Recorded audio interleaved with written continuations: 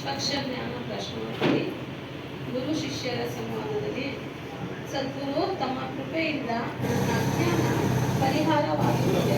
ತಾವು ನನಗೆ ಮತ ಹಾಗೂ ಮತಾಂತರ ವಿಷಯವನ್ನು ತಿಳಿ ಹೇಳಬೇಕೆಂದು ಬೇಡುತ್ತೇನೆ. ಗುರು ಹೇಳ್ತಾರೆ, ಶಿಷ್ಯ, ಎಲ್ಲ ಮತಗಳು ಕಡೆಯದಾಗಿ ಪರಮಾತ್ಮನನ್ನು ಸೇರುವ ಇಚ್ಛೆಯನ್ನು ಹೊಂದಿರುತ್ತದೆ. ಆಯಾ ಮತಗಳ ಹಿರಿಯರು, ಆಚಾರ್ಯರು, ಸಂಸ್ಥಾಪಕರು ಹೇಳುವ ಅಥವಾ ಆಚರಿಸಬೇಕೆಂದು ಹೇಳುವ ವಿಧಾನಗಳನ್ನು ಕಂಡಾಗ ಯಾವ ಮತದ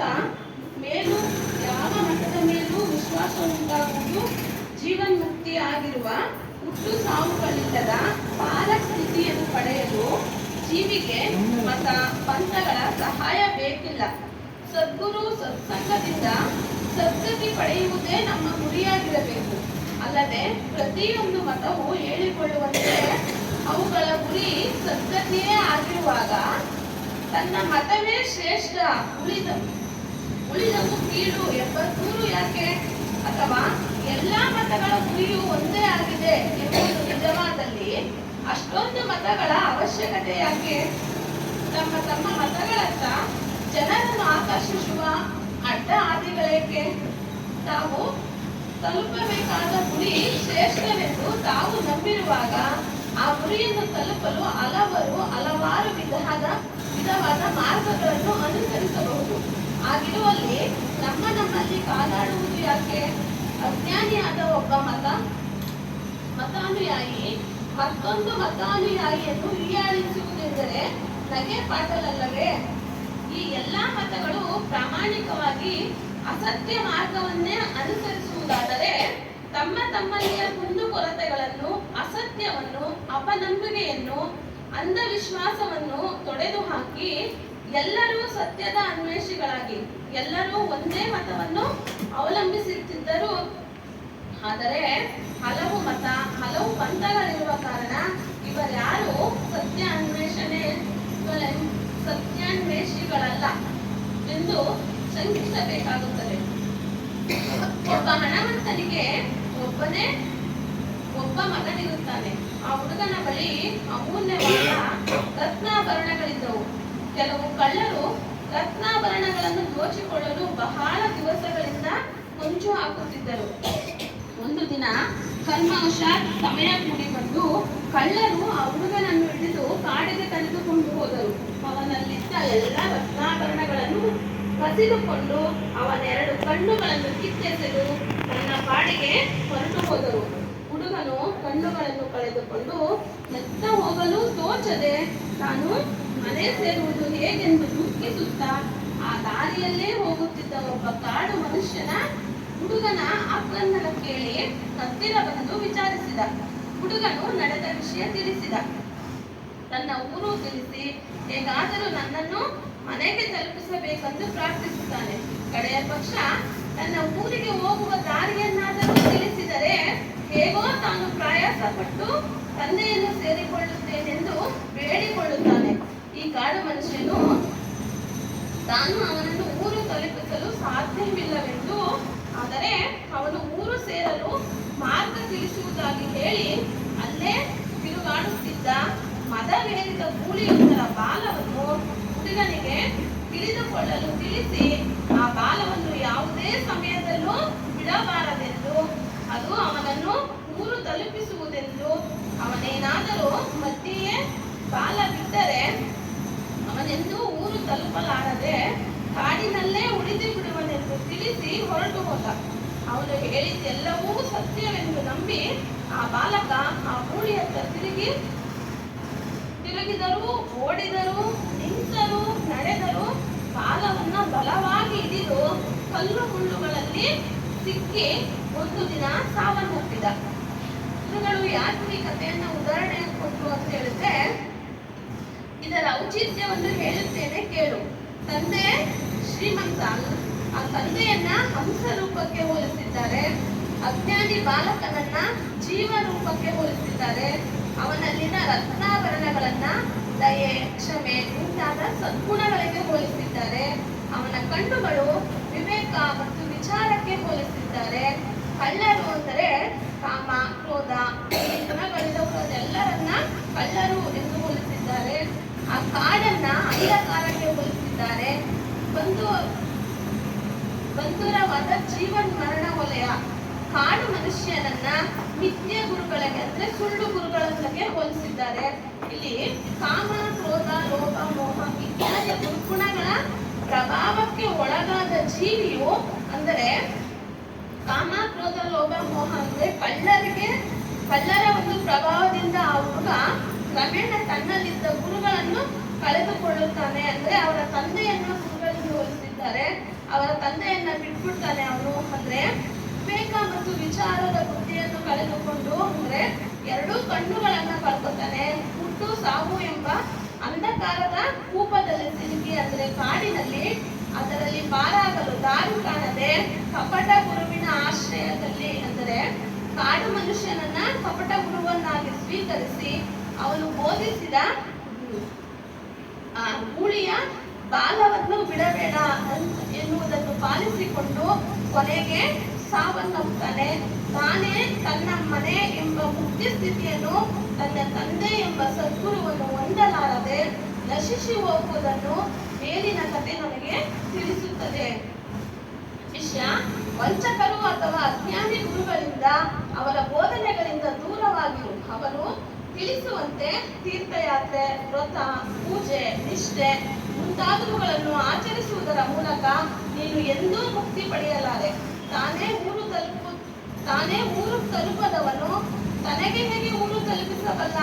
ಸ್ವರ್ಗ, ವೈಕುಂಠ, ಕೈಲಾಸ ಅಥವಾ ಬ್ರಹ್ಮಲೋಕ ಮುಂತಾದಾಗಿ ಆಯಾ ಧರ್ಮದವರು ಮತದವರು ಹೇಳಿಕೊಳ್ಳುವಂತೆ ಅಥವಾ ಈ ಪ್ರಪಂಚದಲ್ಲಿಯ ನೂರಾರು ಹಲವು ಜಾತಿ ಮತ ಪಂಗಡಗಳಿಗೆ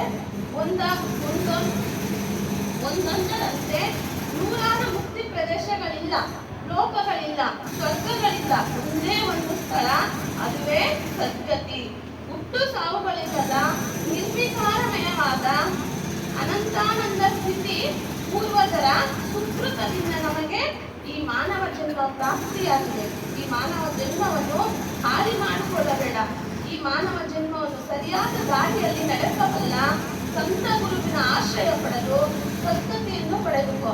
ಹಾಗಲ್ಲದೆ ವೇಷಧಾರಿಗಳ ಮಾತಿಗೆ ಮರುಳಾಗಿ ಅಡ್ಡದಾರಿಯಲ್ಲಿ ಸಾಗಿದರೆ ಗಮ್ಯವನ್ನು ತಲುಪಲಾರದೆ ಮಾನವ ಜನ್ಮವನ್ನು ಕಳೆದುಕೊಂಡು ಯಾವುದೋ ಯೋನಿಯಲ್ಲಿ ಎಂತೆಂದೋ ಪ್ರಾಣಿ ಕೀಟವಾಗಿ ಜನಿಸಿ ಮತ್ತೆ ಹಲವು ಸುಕೃತಗಳಿಂದ ಮತ್ತೆ ಮಾನವನಾಗಿ ಹುಟ್ಟಿದ ನಂತರ ಜೀವನ್ಮುಕ್ತಿಗೆ ಪ್ರಯತ್ನಿಸಬೇಕಾಗಿತ್ತು. ಆಗಲೂ ಎಡವಿದರೆ ಮತ್ತೆ ತೊಳಲಾಟವೇ ಗತಿ. ಆದುದರಿಂದ ಈ ಜನ್ಮವನ್ನು ಸಾರ್ಥಕಪಡಿಸಿಕೋ. ನಿಷ್ಪಕ್ಷ ಪಾರಕಿ ಸಂತರ ಚರಣವನ್ನು ಆಶ್ರಯಿಸಿ ಸತ್ಸಂಗ ಮಾಡು. ಪಕ್ಷಪಾತಿ ಜನರಿಂದ, ಅವರ ಆಚಾರ್ಯದಿಂದ, ಅವರ ಉಪದೇಶಗಳಲ್ಲಿಯೂ ಸತ್ಯವನ್ನು ತಿಳಿದು ವರ್ಜಿಸಲು ನಿನಗೆ ಸತ್ಯ ಏನೆಂಬುದನ್ನು ತಿಳಿದಿರಬೇಕು. ಸತ್ಯ ತಿಳಿದಿರಬೇಕಾದರೆ ಪಾರಜ್ಞಾನ ಬಹಳ ಅಗತ್ಯ. ಈ ಸೂಚನೆಯನ್ನ ಸದ್ಗುರು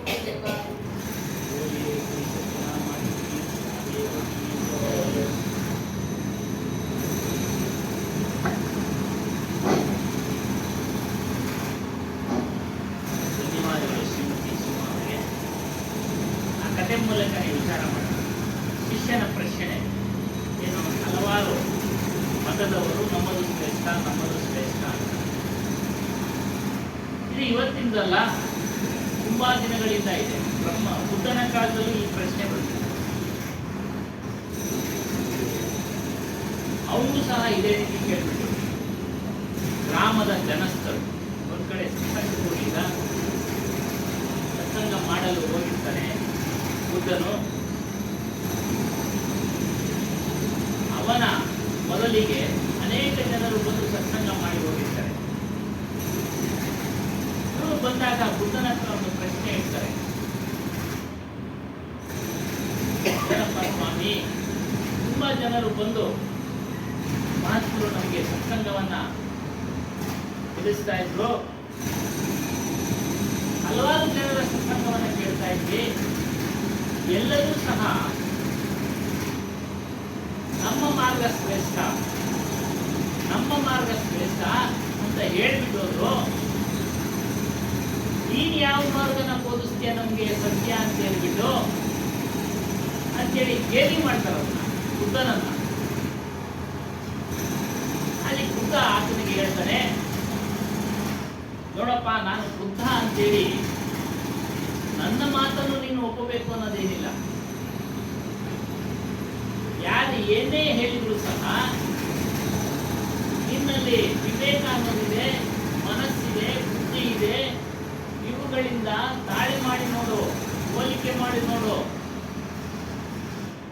ಶಬ್ದಗಳನ್ನ ಚಿಂತನೆ ಮಾಡಿ ನೋಡು, ಯೋಚನೆ ಮಾಡಿ ನೋಡು. ನಿನಗೆ ಯಾವುದು ಇಷ್ಟ ಅನ್ಸುತ್ತೋ ಅದು ಒಪ್ಪಿಕೊ. ನಾನು ಹೇಳಿದ್ರೆ ಒಪ್ಕೊಬೇಕು ಅನ್ನೋದೇನಿಲ್ಲ, ಕಂಡೀಷನ್ ಇಲ್ಲ, ನಿಬಂಧನೆ ಏನಿಲ್ಲ. ಹಾಗಾಗಿ ನಿನ್ನ ಮನಸ್ಥಿತಿ ಮೇಲೆ ಅವಲಂಬಿಸಿದೆ, ನಿನ್ನ ಬುದ್ಧಿಯ ಮೇಲೆ ಅವಲಂಬಿಸಿದೆ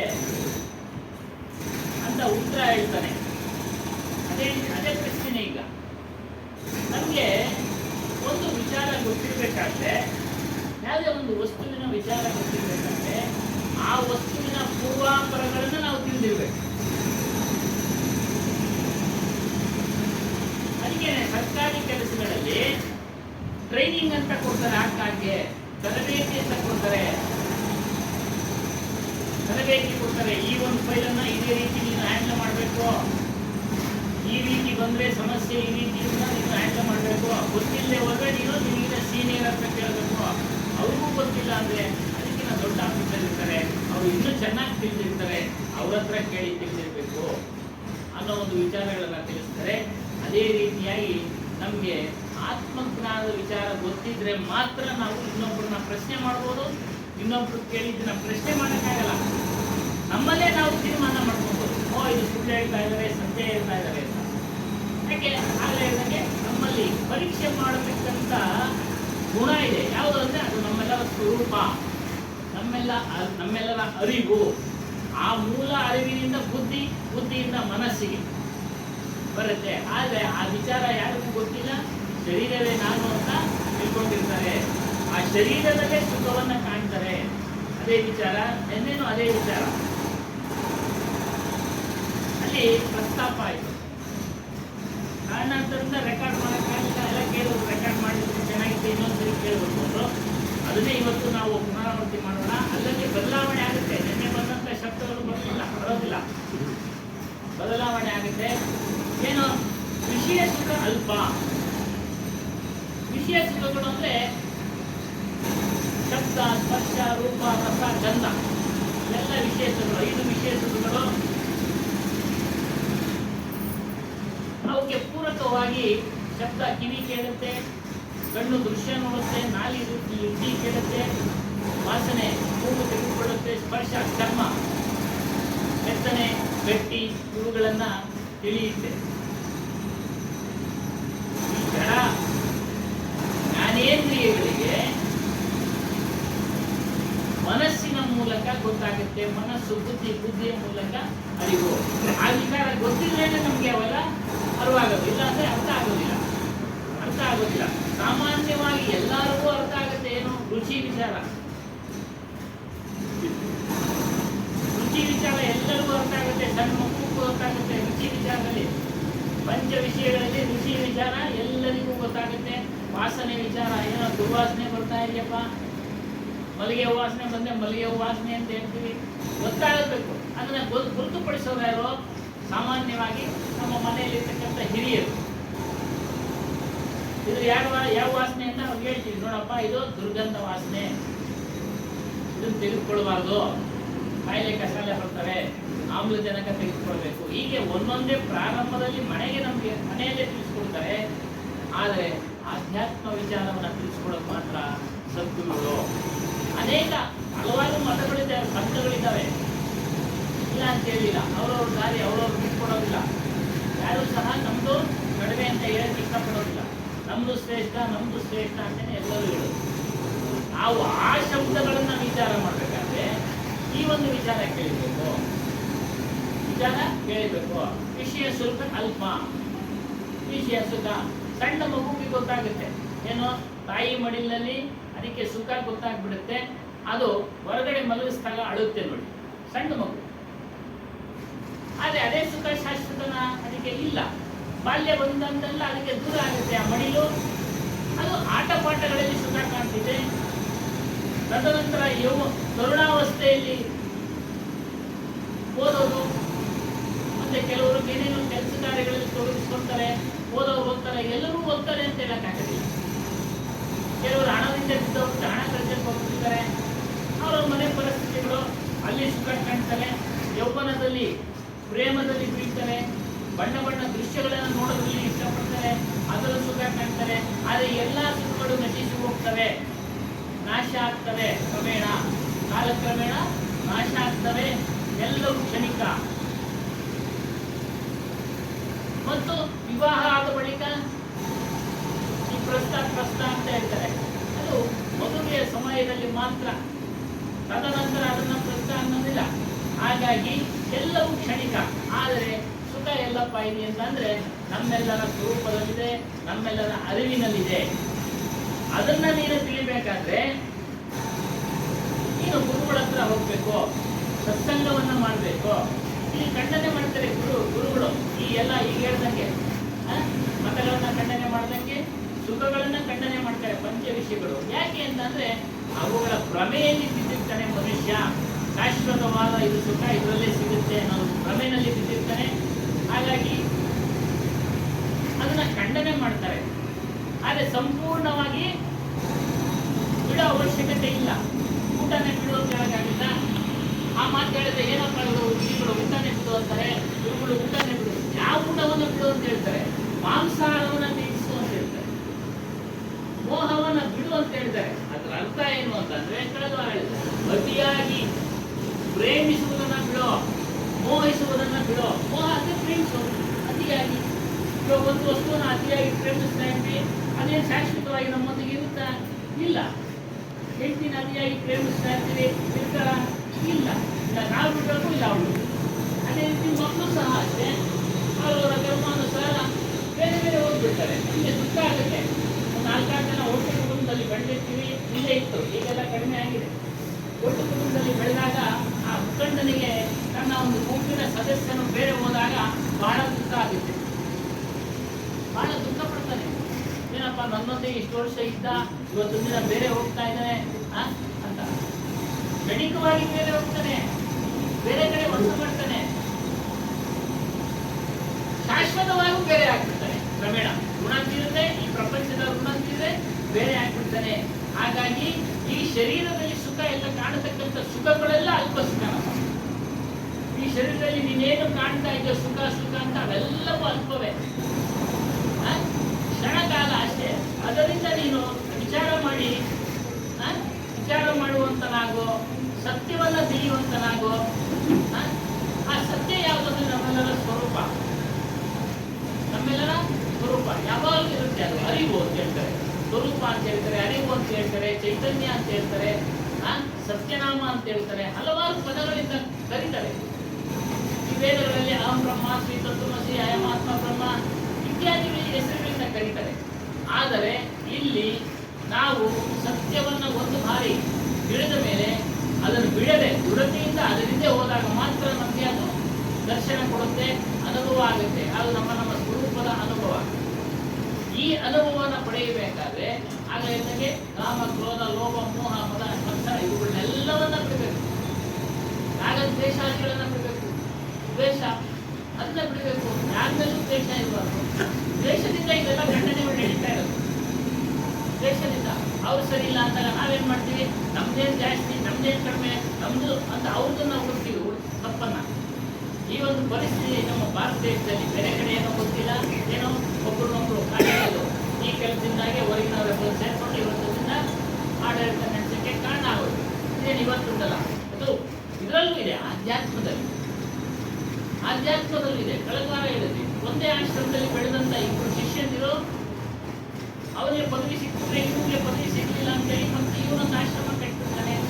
ಅಲ್ಲಿ ಇವನು ಪದವಿ ಆಸೆಗೋಸ್ಕರನೇ ಎಲ್ಲ ಭಾಗಗಳಾಗಿರೋದು, ವಿಂಗಡಣೆಗಳಾಗಿ. ಮಕ್ಕಳು ಬೇರೆ ಬೇರೆ ಹಾಕ್ಬಿಟ್ರೆ ಅವರ ಮೇಲೆ ಅವರವರೇ ಇದು ಮಾಡ್ತಾರೆ. ಆಗ ತಂದೆ ತಾಯಿಗಳ ಮಾತು ಏನು ಕೇಳಬೇಕಾಗಿಲ್ಲ, ಅವರ ಒಂದು ಸ್ವತಂತ್ರ. ಈ ರೀತಿಯಾಗಿ ಸ್ವತಂತ್ರ ಪದವಿಗೋಸ್ಕರ ಎಲ್ಲ ವಿಂಗಡೆಗಳು, ಎಲ್ಲ ಭಾಗಗಳಾಗ್ತವೆ, ವಿಂಗಡಣೆ ಆಗ್ತವೆ. ಆದರೆ ಏನೇ ವಿಂಗಡಣೆ ಆದರೂ ಸಹ ಆಧ್ಯಾತ್ಮದಲ್ಲಿ ಅವರು ಆಚಾರವಂತರ, ನೀತಿವಂತರ, ಸತ್ಯವಂತರ, ಇದನ್ನು ನಾವು ಪರೀಕ್ಷೆ ಮಾಡಬೇಕು. ಇದನ್ನು ನಾವು ಪರೀಕ್ಷೆ ಮಾಡಿ ಅಂತಹ ಗುರುಗಳನ್ನ ನಾವು ಆಶ್ರಯಿಸಬೇಕು. ಸತ್ಯವಾಗಿ ನಡೆಯತಕ್ಕಂಥ ಗುರುಗಳನ್ನು ಆಶ್ರಯಿಸಿದಾಗ ಮಾತ್ರ ನಮಗೆ ಸತ್ಯತೆ. ಇದನ್ನು ಇಲ್ಲೂ ಅದೇ ಹೇಳ್ತಾರೆ. ನೀವು ಸತ್ಯವಾದ ಗುರುಗಳನ್ನು ಆಶ್ರಯಿಸಿ ಅವನ್ನ ನೋಡಿ, ಅವರ ಆಚಾರ ವಿಚಾರಗಳು ಸರಿಯಾಗಿದೆಯಾ, ಅವ್ರು ಹೇಳ್ತಕ್ಕಂಥ ರೀತಿಯಲ್ಲಿ ಸರಿಯಾಗಿದೆಯಾ ಇಲ್ವಾ, ಹೇಳೋದನ್ನ ಮಾಡ್ತಾ ಇದ್ದಾರಾ ಇಲ್ವಾ. ಮತ್ತೆ ತೀರಾ ಆಳವಾದ ಚಿಂತನೆಗೆ ಹೋಗ್ಬಿಡ್ತಾರೆ ಕೆಲವರು. ತೀರಾ ಆಳವಾದ ಚಿಂತನೆಗೆ ಹೋಗ್ಬಿಟ್ಟು ಉದಾಹರಣೆಗೆ ಪಾಲಕ ಸ್ನಾನದಲ್ಲಿ ಚಿತ್ರಪಟಗಳನ್ನ ಪೂಜಿಸಬಾರದು ಅಂತ ಇರುತ್ತೆ. ಅದೇ ಅವಿನಾಶ್ ಸಾಹೇಬರು ಏನ್ ಹೇಳ್ತಾರೆ ಗೊತ್ತಾ, ನಮ್ಗೆ ಮಾರ್ಗ ತೋರಿಸ್ತಕ್ಕಂಥ ಗುರುವಿನ ಚಿತ್ರವನ್ನ ನಾವು ಪ್ರತಿದಿನ, ಅವ್ರು ಹೊರಟೋಗ್ಬಿಟ್ರು, ದೇಹ ಬಿಟ್ಟರು,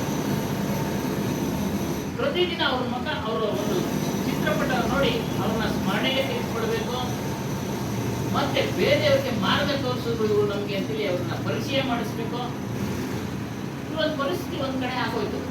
ಪುರಾಣಪುರದಲ್ಲಿ ಪ್ರಶ್ನೆ ಕೇಳಿದಂತೆ ಯಾವ ವಿದೇಶಿಗಳು ಬಂದು, ಯಾರು ನಿಮ್ಗೆ ಮೂಲ ಕರ್ತರು, ಫೋಟೋ ಇಲ್ಲ ಏನಿಲ್ಲ, ಅವ್ರು ಸಮಾಧಿ ಪೂಜೆ ಮಾಡಲ್ಲ, ಯಾರು ಸಮಾಧಿ ಗುರುಗಳು ಎಲ್ಲಿ ಅವ್ರ ಫೋಟೋ ಇಲ್ಲ, ನಾವು ಪೂಜೆ ಮಾಡಲ್ಲ, ಹಾಗೆ ಏನ್ ಗುರುಸ್ತೀರ ನೀವು ಅವರು ಇಂಥವ್ರನ್ನ ಪರಿಚಯ ಮಾಡಿದ್ರು ಅಂತೇಳಿ ಅಂದಾಗ ಆಗಿಂದ ಅವ್ರ ಫೋಟೋ ನೋಡಿ. ಅಭಿಲಾಷ್ ಸಾಹೇಬರು ಎಲ್ಲವನ್ನ ರೆಫರ್ ಮಾಡಿದ್ರು, ವೇದಗಳನ್ನ, ಉಪನಿಷತ್ತುಗಳನ್ನ ಎಲ್ಲವನ್ನ ರೆಫರ್ ಮಾಡಿ ವಿಶಾಲವಾದ ಮನಸ್ಸಿನಿಂದ ಬರುತ್ತೆ.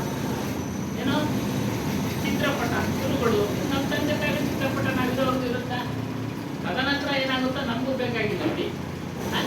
ಏನಕ್ಕೆ ನಮ್ಮ ತಂದೆ ಅಂತ ತೋರಿಸ್ತೀವಿ ಬೇರೆಯವ್ರಿಗೆ, ಹೇಳ್ತಾರೆ ನಿಮ್ಮ ಒಂದು ಗುಣಗಾನ ಮಾಡ್ತಾರೆ, ಎಂತ ಪುಣ್ಯಾತ್ಮನಪ್ಪ ತಂದೆ, ಇನ್ನಂತ ಒಳ್ಳೆ ವ್ಯಕ್ತಿನ ಈ ಜಗತ್ತಿಗೆ ಸೃಷ್ಟಿ ಮಾಡ್ತಾರೆ ಅಲ್ಲ. ತಂದೆ ತಾಯಿಗಳು ಹೋಗ್ತಾರೆ, ತಂದೆ ತಾಯಿಗಳು ಹೋಗಿದಾಗ ನಮಗೂ ಸಂತೋಷ ಆಗುತ್ತೆ. ಆ ತಂದೆ ತಾಯಿಗಳು ಕುಡಿಸೋದೇ ಇಲ್ಲ ಅಂದ್ರೆ ಹೆಂಗೆ? ಅದನ್ನೇ ಇವರು ವಿಶಾಲವಾಗಿ ಬಂದಿದ್ದಾರೆ. ಏನೋ ಯಾರೇ ಆಗಲಿ, ಯಾವುದೇ ಧರ್ಮದವನೇ ಆಗಿರಲಿ ನೋಡಿ, ಅಲ್ಲೂ ಅವರು ಬಹಳ ವಿಶಾಲವಾಗಿ ಯಾವ ಧರ್ಮವನ್ನು ಖಂಡನೆ ಮಾಡಬೇಕು.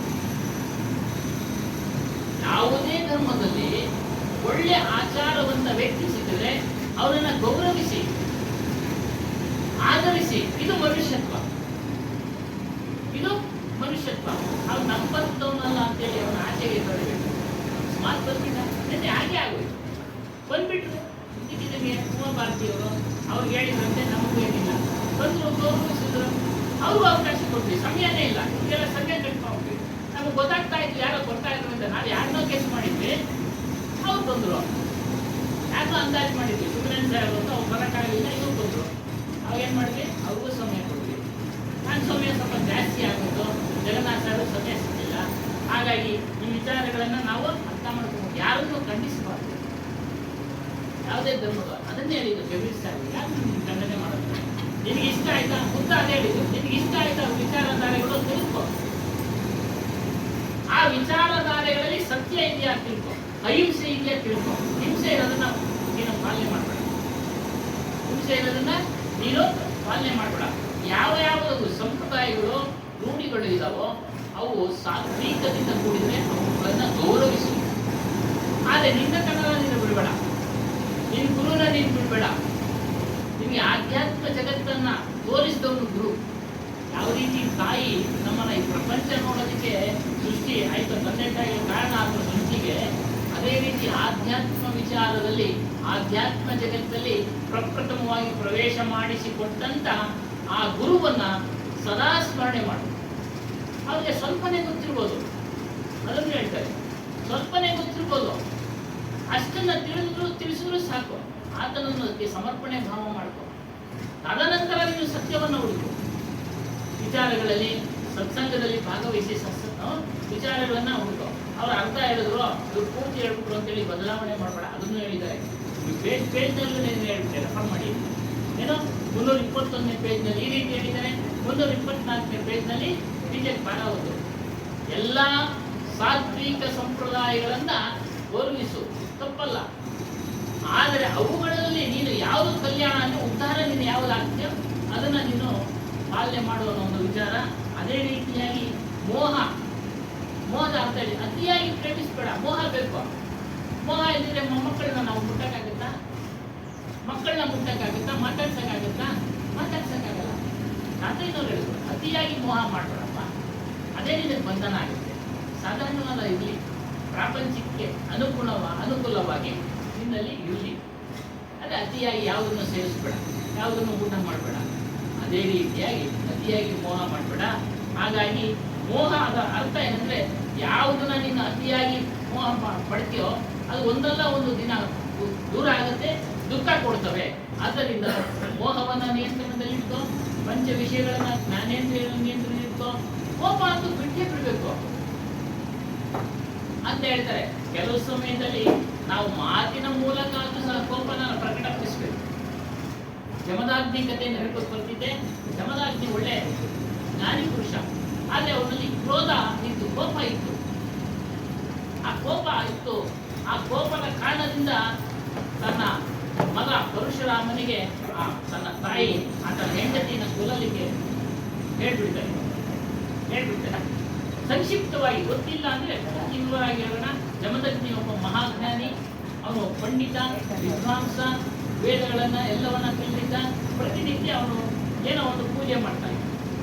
ಆ ಪೂಜೆಗೆ ಆತನ ಹೆಂಡತಿ ರೇಣುಕಾದೇವಿ ಮರಳಿನಲ್ಲಿ ಮಡಿಕೆ ಮಾಡಿ ಹಾವನ್ನ ಸಿಂಪೆ ಮಾಡ್ಕೊಂಡು ನೀರು ತರಬೇಕು ನದಿಯಿಂದ. ಅಷ್ಟು ಪತಿವ್ರತೆ. ಹಾವನ್ನ ಸಿಂಪೆ ಮಾಡ್ಕೊಂಡು ಮರಳಲ್ಲಿ ಮಡಿಕೆ ಸಾಧ್ಯ ಆಗುತ್ತಾ?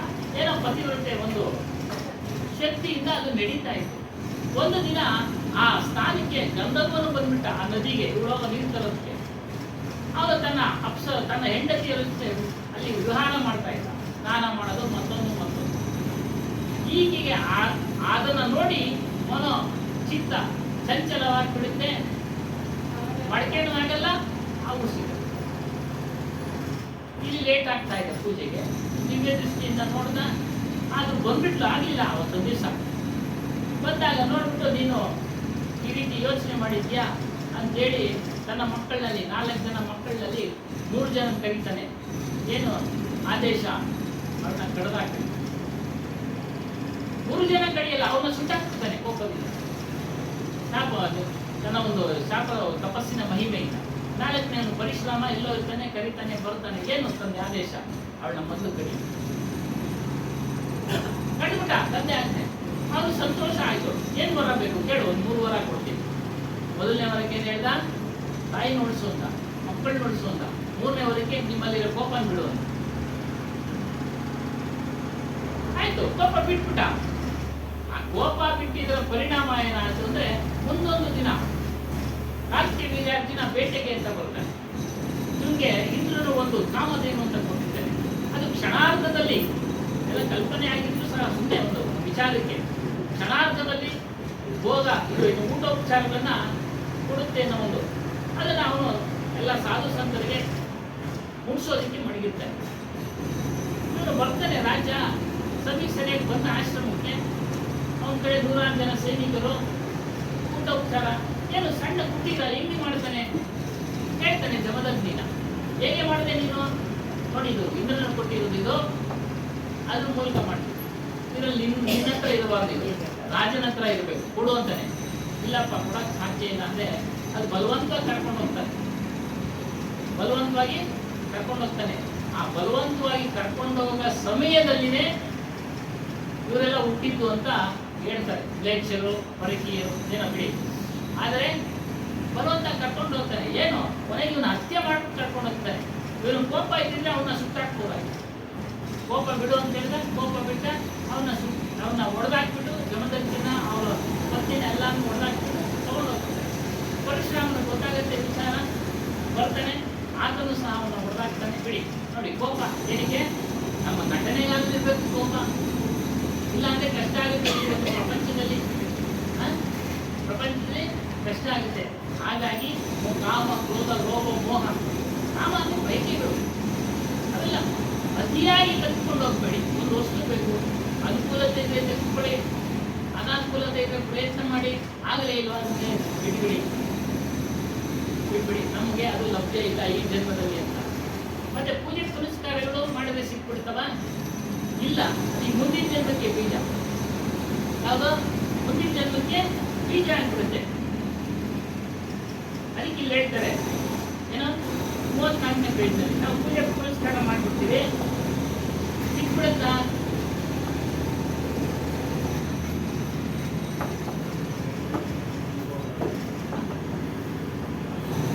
ಕೈವರ ತಾತಯ್ಯನವರ ಒಂದು ವಿಚಾರ,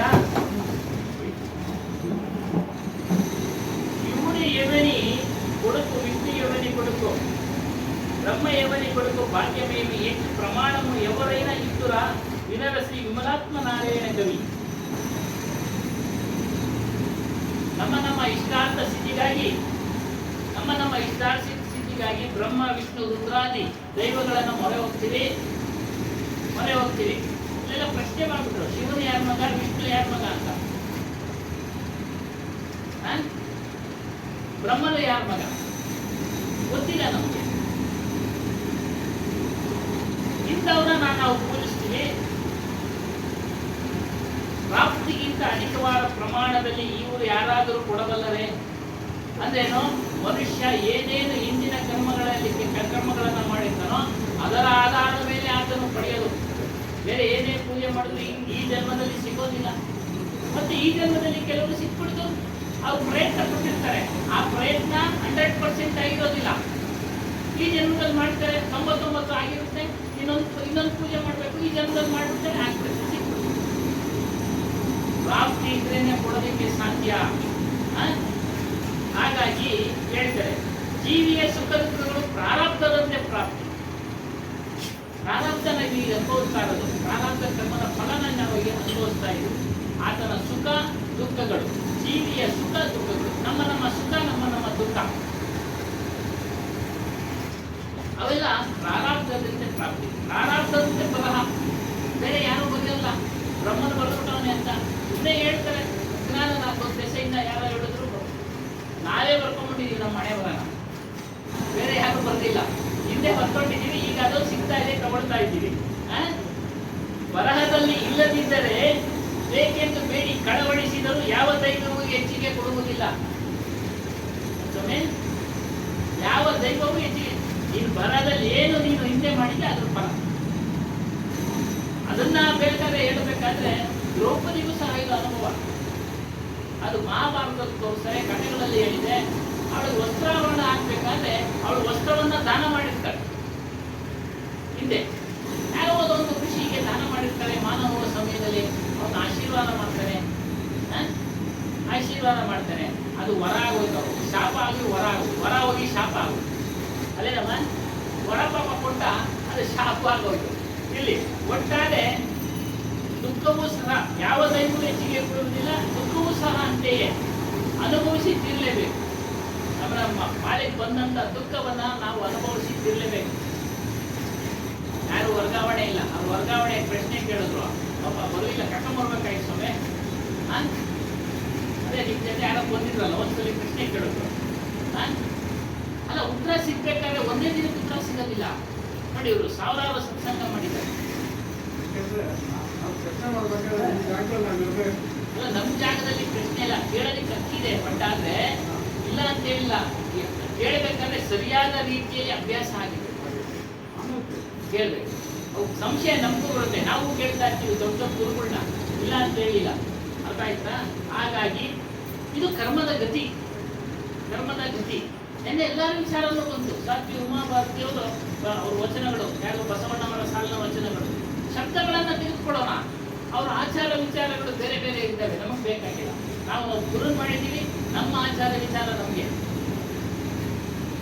ಶಬ್ದಗಳು ಏನೇ ಹೇಳಿ, ಸತ್ಯವಾದ ಶಬ್ದಗಳು ತೆಗೆದುಕೊಳ್ಳೋಣ.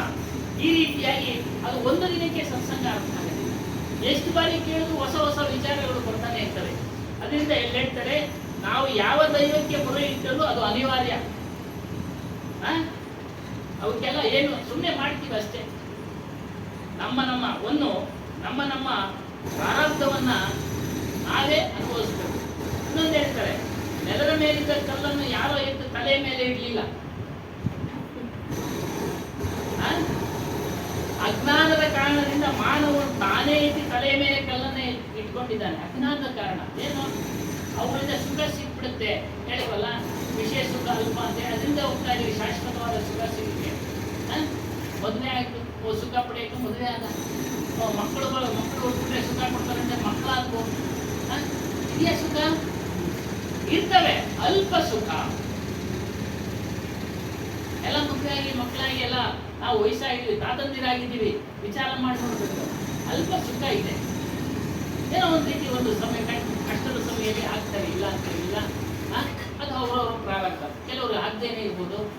ರೇಮಾಂಡ್ಸ್ನವನು ಎಲ್ಲ ರೇಮಾಂಡ್ಸ್ ಮಾಲೀಕ ಮಗನಿಗೆಲ್ಲ ಬರುತ್ತಂತೆ, ಅವ್ನು ಬೀದಿ ಕೊಡುತ್ತಂತೆ, ನೋಡ್ತಾ ಇದ್ರೆ ಅಲ್ಲೋ ಸಮಯ. ಈ ರೀತಿಯಾಗಿ ಅವರವರ ಪ್ರಾರಬ್ಧ ಕರ್ಮ. ನಮ್ಮ ಮನುಷ್ಯ ಜನ್ಮ ಬಂದಿರೋದು ಏನಕ್ಕೆ ಅಂದ್ರೆ ನಾವು ನಿಜವಾದ ಹರಿಯನ್ನ ತಿಳ್ಕೊಳ್ಳಕ್ಕೆ. ಹರಿ ಅಂತ ಅಂದ್ರೆ ನಾವೇನೇ ಹೇಳ್ತಿದ್ದೀವಿ, ವಿಷ್ಣು ಅಂತ ತಿಳಿದಿದ್ದೀವಿ. ಹರಿಯ ಪದದ ಅರ್ಥ ಹರಿಸುವಂತನು, ಕಷ್ಟಗಳನ್ನ ಹರಿಸುವಂತಂದ್ರೆ ನಾಶ ಮಾಡತಕ್ಕಂಥವನು. ನಮ್ಮ ಕಷ್ಟಗಳನ್ನ ಆತನು ನಾಶ ಮಾಡಲ್ಲ, ಹೇಳೋದಲ್ಲ, ಆತನು ನಾಶ ಮಾಡಕ್ಕೆ ಸಾಧ್ಯ ಇಲ್ಲ. ನಮ್ಮ ಕಷ್ಟಗಳನ್ನ ನಾವು ನಾಶ ಮಾಡ್ಕೊಳ್ಳಕ್ಕೆ, ಅದನ್ನ ಹರಿಸಿಕೊಳ್ಳೋದಕ್ಕೆ ಗುರುವಿನ ಆಶ್ರಯ ಮಾಡಬೇಕು. ಅದು ಸತ್ಯವನ್ನ ತಿಳಿದಂತ ಗುರುಗಳನ್ನ ಆಶ್ರಯ, ಏನು ಆತ್ಮನನ್ನ ತಿಳಿದಂತ ಗುರುಗಳನ್ನ ಆಶ್ರಯ ಮಾಡಬೇಕು. ಬೇರೆ ಗುರುಗಳನ್ನ ಯಾರು ಆಶ್ರಯ ಮಾಡಿದ್ರೆ ಅವರು ಅದೇ ತೋರಿಸ್ತಾರೆ. ಏನೋ ಪೂಜೆ ಮಾಡಬಾರ್ದು ಅಂತೇನಿಲ್ಲ, ಸಣ್ಣ ವಯಸ್ಸಿನಲ್ಲಿ ಮಾಡಲೇಬೇಕಾಗುತ್ತೆ. ಭಕ್ತಿ ಅಲ್ಲಿಂದನೇ ಪ್ರಾರಂಭ. ನಮ್ಗೆ ನೇರವಾಗಿ ಒಂದು 8-10 ವರ್ಷ ಈ ಕಾಲದಲ್ಲಿ ಕುಳಿತುಕೊಂಡು ಆತ್ಮಜ್ಞಾನ ತಿಳಿಸಿದ್ರೆ ಬರುತ್ತೆ, ಗೊತ್ತಾಗುತ್ತಾ? ಇಲ್ಲ. ಯಾವುದೋ ಒಂದು ಮೂರ್ತಿ ತೋರಿಸ್ತೀನಿ, ಅದನ್ನು ಪೂಜೆ ಮಾಡಪ್ಪ ಭಕ್ತಿಯಿಂದ. ಭಕ್ತಿ ಅಂದ್ರೇನು? ನಿನ್ನ ಮನಸ್ಸಿನಲ್ಲಿ ಅದರ ಮೇಲೆ ನೆಲೆಸಿ ಇಟ್ಟು ಪೂಜೆ ಮಾಡುವಂತ ನಾವು ಭಕ್ತಿ ತೋರಿಸ್ತೀವಿ. ದೊಡ್ಡವರಾಗ್ತಾ ನಾವು ಆ ಹುಡುಗ ಅದೇ ಕ್ಲಾಸ್ನಲ್ಲಿ ಇರ್ತಾನ? ಇಲ್ಲ, ಬೆಳೀತಾ MBBS ಡಾಕ್ಟರ್ ಏನೋ ಒಂದು ಆಗ್ತಾನೆ.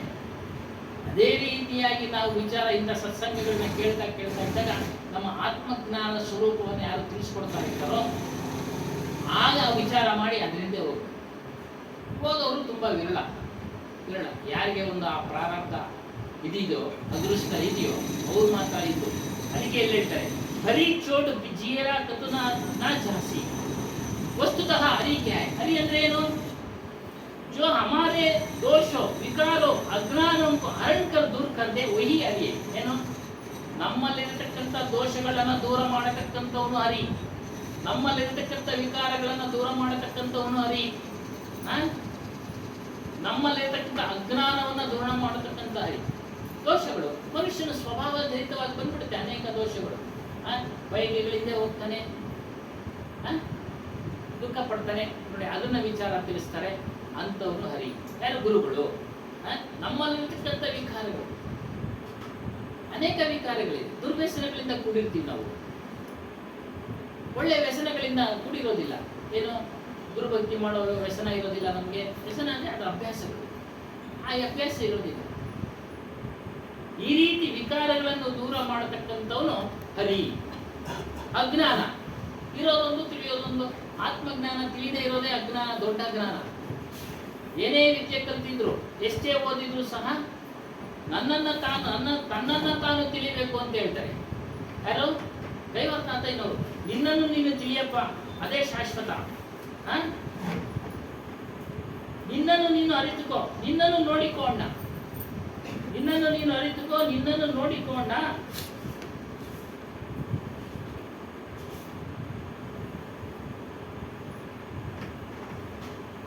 ಆ ಬ್ರಹ್ಮ ವಸ್ತು, ಅದನ್ನ ಆತ್ಮ ಅಂತ ಹೇಳ್ತಾರೆ.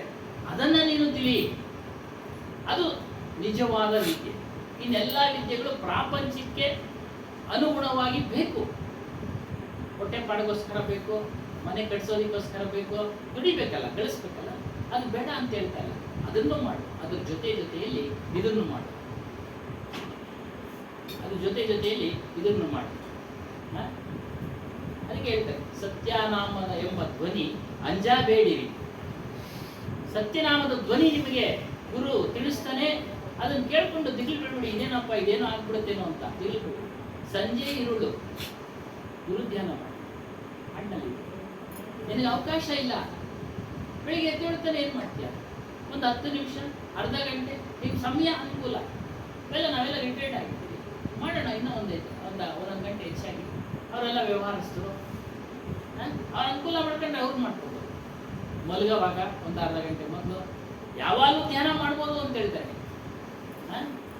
ಯಾವಾಗಲೂ ಧ್ಯಾನ ಮಾಡ್ಬೋದು, ಉಸಿರಿಗೂ ಮಾಡು ಅಂತಾರೆ. ಏನೂ ಆಗೋದಿಲ್ಲ, ಕೆಲಸ ಮಾಡೋಕ್ಕೆ ಕೆಲಸ ನಡೆಯುತ್ತೆ, ಇಲ್ಲ ಅಂತೇಳಿ. ಮತ್ತೆ ಬಿಡುವಾಗ ಎಷ್ಟೊಂದು ಮಾತಾಡ್ತೀವಿ, ಕೇಳ್ತೀವಿ, ಟಿವಿ ನೋಡ್ತಾ ಇರ್ತೀವಿ, ಮೊಬೈಲ್ ನೋಡ್ತಾ ಇರ್ತೀವಿ, ಕರಗತ ಆಗ್ಬಿಡುತ್ತೆ ನಮಗೆ ಕೆಲಸ. ಆಗ ನೀವು ಮಾಡ್ತಾ ಇರೋದು. ಪ್ರಾರಂಭದಲ್ಲಿ ಆಗೋದಿಲ್ಲ, ಕಲಿಯುವಾಗ ನಿಷ್ಠೆ ಬೇಕು, ಪ್ರಾಮಾಣಿಕತೆ ಬೇಕು, ಶ್ರದ್ಧೆ ಬೇಕು. ಆ ಸಮಯದಲ್ಲಿ ಆಗೋದಿಲ್ಲ. ಅದು ಕರಗತ ಆದಮೇಲೆ ಏನು ಬೇಕಾದರೂ ನೀವು ಧ್ಯಾನನ ಮಾಡ್ಕೊಂಡು ಮಾಡ್ಬೋದು. ಮತ್ತು ಏನಾದರೂ ಯೋಚನೆ ಮಾಡ್ತಾನೆ ಮಾಡ್ಬೋದು. ನಮ್ಮ ಮನಸ್ಸು ಇಲ್ಲೇ ಇರುತ್ತೆ, ಕೆಲಸ ಮಾಡೋದು ಎಲ್ಲೆಲ್ಲೂ ಹೋಗುದು. ಹಾಗಾಗಿ ನಿನ್ನನ್ನು ನೀನು ಅರಿತುಕೋ. ನೀನು ಅದೇ ನಿನ್ನ ಸ್ವರೂಪ ಅರಿವು, ಅದನ್ನ ಅರಿತುಕೋ. ಏನು ಇಲ್ಲೇ ಹೇಳ್ತಾರೆ ಇನ್ನೊಂದು,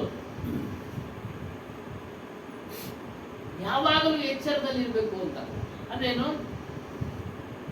ರಾತ್ರಿ ಬಾವಿ ಅಂತ ನೋಡಿರ್ತೀವಿ, ಹಗಲಲ್ಲಿ ಹೋಗ್ಬಿಡ್ತೀವಿ. ಆ ರೀತಿ ಆಗ್ಬೇಡಿ. ಅದೇನು, ದುಃಖ ಅಂತ ಗೊತ್ತಾದ ಮೇಲೆ ಆ ವಸ್ತುವಿನಿಂದ ಅದರಿಂದ ದೂರ ಇರಿ, ಅದರಿಂದ ದೂರ ಇರಿ. ಅದನ್ನೇ ಹೇಳ್ತಾರೆ. ಏನೋ ನಮ್ಮ ಅಜ್ಞಾನ ಅಂತಂದ್ರೆ ನಾವು ಬೇರೆ ಕಡೆ ಆತ್ಮನನ್ನು ಹುಡುಕ್ತಾ ಇದೀವಿ, ಆತ್ಮ ಪರಮಾತ್ಮನನ್ನು ಹುಡುಕ್ತಾ ಇದೀವಿ. ಆತ್ಮನೇ ಪರಮಾತ್ಮ, ಆತ್ಮನೇ ಪರಮ. ಪರಮ ಅಂದ್ರೆ ಪವಿತ್ರವಾದದ್ದು. ಪರಮದ ಅರ್ಥ ಪವಿತ್ರವಾದದ್ದು. ಇದನ್ನು ಹೊರತುಪಡಿಸಿ ಇನ್ನೆಲ್ಲವೂ ಸಹ ಅಜ್ಞಾನ. ನಾವು ಅಲ್ಲಿ ಸುಖ ಹುಡುಕ್ತಾ ಇದೀವಿ, ಹೊರಗಡೆ ಪೂಜೆ ಪುನಸ್ಕಾರಗಳಲ್ಲಿ ಸುಖ ಹುಡುಕ್ತಾ ಇದ್ದೀವಿ. ಅವೆಲ್ಲ ಕ್ಷಣಿಕ ಸುಖ ಇದೆ, ಕ್ಷಣಿಕ. ನಾವು ಏನೋ ಒಂದು ಇಚ್ಛೆ ಪಟ್ಟು ಪೂಜೆ ಮಾಡಿದ್ರೆ ನಾವು ಮತ್ತೆ ಧಾರಣೆ ಮಾಡಬೇಕು. ದೇಹದ ಸ್ಥಿತಿಗತಿಗಳು ಹೇಳ್ತಾರೆ. ದೇಹ ಸ್ಥಿತಿಗತಿಗಳಲ್ಲೇ 8 ರೀತಿಯಿಂದ ಆಗಿರ್ತಕ್ಕಂಥ ವಸ್ತುಗಳಿಂದ ಆಗಿರೋದು ದೇಹ ಇದು. ಯಾವುದು? ಈ ನಮ್ಮ ಶರೀರ ಸಪ್ತ ಧಾತುಗಳಿಂದ ಆಗಿರೋದು. ಧಾತು ಅಂದ್ರೆ ವಸ್ತು. ಅನ್ನದಿಂದ ರಸ ಆಯ್ತು, ರಸದಿಂದ ರಕ್ತ ಆಯ್ತು, ಮಾಂಸ ಆಯ್ತು, ಮೇಧಸ್ಸು ಆಯ್ತು, ಮಜ್ಜೆ ಆಯ್ತು, ವೀರ್ಯ ಆಯ್ತು, ಶುಕ್ಲ ಆಯ್ತು. ಇದರಿಂದ ಆಗಿರತಕ್ಕಂಥ ಈ ದೇಹ. ಅನ್ನ ಎಲ್ಲಿ ಉತ್ಪತ್ತಿ ಆಗುತ್ತೆ? ಮಣ್ಣಿನಲ್ಲಿ ಉತ್ಪತ್ತಿ ಆಗುತ್ತೆ. ಆ ಅನ್ನ ಊಟ ಮಾಡಿದಾಗ ಭಾಗಗಳಾಗ್ತವೆ ಒಳಗಡೆ. ರಸ ಒಂದು ಭಾಗ, ಕಸ ಒಂದು ಭಾಗ. ಕಸ ಎಲ್ಲ ಹೊರಗಡೆ ಹೋಗುತ್ತೆ, ರಸ ಎಲ್ಲ ರಕ್ತ ಆಗುತ್ತೆ, ಮೂಳೆ, ಮಾಂಸ ಎಲ್ಲ ಆಗಿ ಕೊನೆಗೆ ಆ ಮೂಳೆಯಲ್ಲಿ DNA ಪರೀಕ್ಷೆ ಮಾಡಬೇಕಾದ್ರೆ ಮೂಳೆಯಲ್ಲಿರ್ತಕ್ಕಂಥ ರಸವನ್ನ ತೆಗೆದು, ಅದೇ DNA ಪರೀಕ್ಷೆ. ಅದರಲ್ಲೇನು ಮೋಸ ಮಾಡೋಕ್ಕಾಗಲ್ಲ, ಗೊತ್ತಲ್ಲ ಸ್ವಾಮಿಗೆ? DNA ಪರೀಕ್ಷೆ ಅಂದರೆ ಮೂಳೆಯಲ್ಲಿರ್ತಕ್ಕಂಥ ರಸವನ್ನ ಸಂಗ್ರಹಣೆ ಮಾಡ್ತಾರೆ. ಆಗ ಗೊತ್ತಾಗ್ಬಿಡುತ್ತೆ. ಬೇರೆ ಇದರಲ್ಲಿ ಎಲ್ಲ ಇದರಲ್ಲೂ ಗೊತ್ತಾಗಲಿಲ್ಲ ಅಂದ್ರೂ ಅಲ್ಲಿ ಆ ಒಂದು ಯಾರ್ದು ಇದು ಅಂಶ ಅನ್ನೋದು ಗೊತ್ತಾಗ್ತದೆ, ತಂದೆ ತಾಯಿ. ಹಾಗಾಗಿ ಈ ಶರೀರ ಮಣ್ಣಿನಿಂದ ಆಗಿದೆ, ಮಣ್ಣಿಗೆ ಹೋಗುತ್ತೆ. ಇದರಲ್ಲಿ ನೀನು ಸುಖ ಹುಡುಕ್ತಾ ಇದೆಯಾ? ಸುಖ ಇಲ್ಲಪ್ಪ. ಇದರ ಮೂಲಕ ಹೊರಗಿನಲ್ಲಿ ಸುಖ ಹುಡುಕ್ತಾ ಇದೆಯಾ? ಸುಖ ಇಲ್ಲ. ಹೊರಗಿನ ವಸ್ತುಗಳಲ್ಲಿ ಸುಖ ಹುಡುಕ್ತಾ ಇದೆ, ಸುಖ ಇಲ್ಲ. ಆದರೆ ಈ ಶರೀರ ಬಂದಿದೆಯಲ್ಲ, ವಿವೇಕ ಪ್ರಧಾನವಾದಂಥ ಶರೀರ. ವಿವೇಕ ಅಂದ್ರೆ ಜ್ಞಾನ. ಹೆಚ್ಚಿನ ಜ್ಞಾನ ಇದೆ ಈ ಶರೀರ, ಈ ಒಂದು ಶರೀರ ಮಾನವ ಜನ್ಮಕ್ಕೆ, ಮಾನವ ಶರೀರಕ್ಕೆ ಹೆಚ್ಚಿನ ಜ್ಞಾನ. ಬೇರೆ ಪ್ರಾಣಿಗಳಲ್ಲಿ ಸಾಮಾನ್ಯವಾದ ಜ್ಞಾನ, ಹೊಟ್ಟೆಪಾಡ ಜ್ಞಾನ. ಆಹಾರ, ನಿದ್ರಾ, ಮೈಥುನ, ಭಯ ಇಷ್ಟೇ ಅವುಗಳಲ್ಲಿ. ಪ್ರಾಣಿಗಳಲ್ಲಿ ಆಹಾರ, ನಿದ್ರೆ, ಮೈಥುನ, ಸ್ತ್ರೀ ಪುರುಷ ಸಂಬಂಧ, ಜೀವ ಭಯ. ಆದರೆ ಮನುಷ್ಯರಿಗೆ ಇವುಗಳಿಂದ ಅರಿಯತಕ್ಕಂಥ ಶಕ್ತಿ ಇದೆ, ಶಕ್ತಿ ಇದೆ. ಅದ್ಯಾವುದು? ನಮ್ಮ ಸ್ವರೂಪದ ಮೂಲಕನೇ ಎಲ್ಲನೂ ಅರಿತಾ ಇರೋದು. ಮನಸ್ಸು ನಾನು ಅನ್ಕೊಂಡ್ಬಿಡೋನೆ, ಬುದ್ಧಿ ನಾನು ಅನ್ಕೊಂಡೋನೆ, ಇವುಗಳಿಗೆಲ್ಲವನ್ನ ಚೈತನ್ಯ ಕೊಡ್ತಾ ಇರ್ತಕ್ಕಂಥ ಶಕ್ತಿ ಯಾವುದಿದೆ? ನಮ್ಮೆಲ್ಲರ ಸ್ವರೂಪ. ಅದನ್ನ ಚೈತನ್ಯ ಅಂದ್ರು, ಸತ್ಯನಾಮ ಅಂದ್ರು, ಪರೀಕ್ಷಕ ಅಂದ್ರು. ಪಾರಕಂದ್ರೆ ಪರೀಕ್ಷಕ. ಅದ್ರ ಮೂಲಕನೇ ನಾವೆಲ್ಲ ಪರೀಕ್ಷೆ ಮಾಡ್ತಾ ಇರೋದು, ನಮ್ಮ ಅರಿವಿನಿಂದಾನೆ.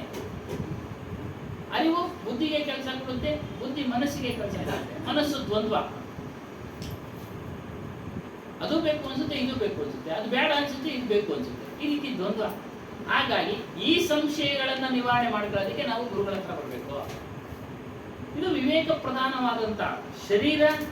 ಕಲ್ಯಾಣಕ್ಕೆ ಸಾಧನ ಒಂದು ಮಾನವ ಶರೀರ. ಸಾಧನ ಅಂದ್ರೆ ಉಪಕರಣ ಒಂದು. ಇವಾಗ ನೀರು ಎತ್ತಬೇಕಾದ್ರೆ ಮೋಟರ್ ಬೇಕು ಅಲ್ವಾ? ಅದಕ್ಕೆ ಕರೆಂಟ್ ಬೇಕು, ಸ್ವಿಚ್ ಬೇಕು, ಏನೆಲ್ಲ ಬೇಕು. ಅದೇ ರೀತಿಯಾಗಿ ಇದಕ್ಕೆ ಕರೆಂಟ್ ಇದೆ, ಸ್ವಿಚ್ ಇದೆ, ಎಲ್ಲ ಇದೆ ಅಲ್ವಾ? ಸಾಧನ ಜ್ಞಾನೇಂದ್ರಿಯಗಳಿವೆ, ಕರ್ಮೇಂದ್ರಿಯಗಳಿದ್ದಾವೆ. ಕಣ್ಣು ನೋಡಿ ತಿಳಿಯುತ್ತೆ, ಕಿವಿ ಕೇಳಿ ತಿಳಿಯುತ್ತೆ, ನಾಲಿಗೆ ರುಚಿ ತಿಳಿಯುತ್ತೆ, ವಾಸನೆ ಮೂಲಕ ಮೂಗು ತಿಳಿಯುತ್ತೆ, ಸ್ಪರ್ಶದಿಂದ ಮೆತ್ತಿಗಿರೋ ಗಟ್ಟಿಗಿರೋದು ತಿಳಿಯುತ್ತೆ.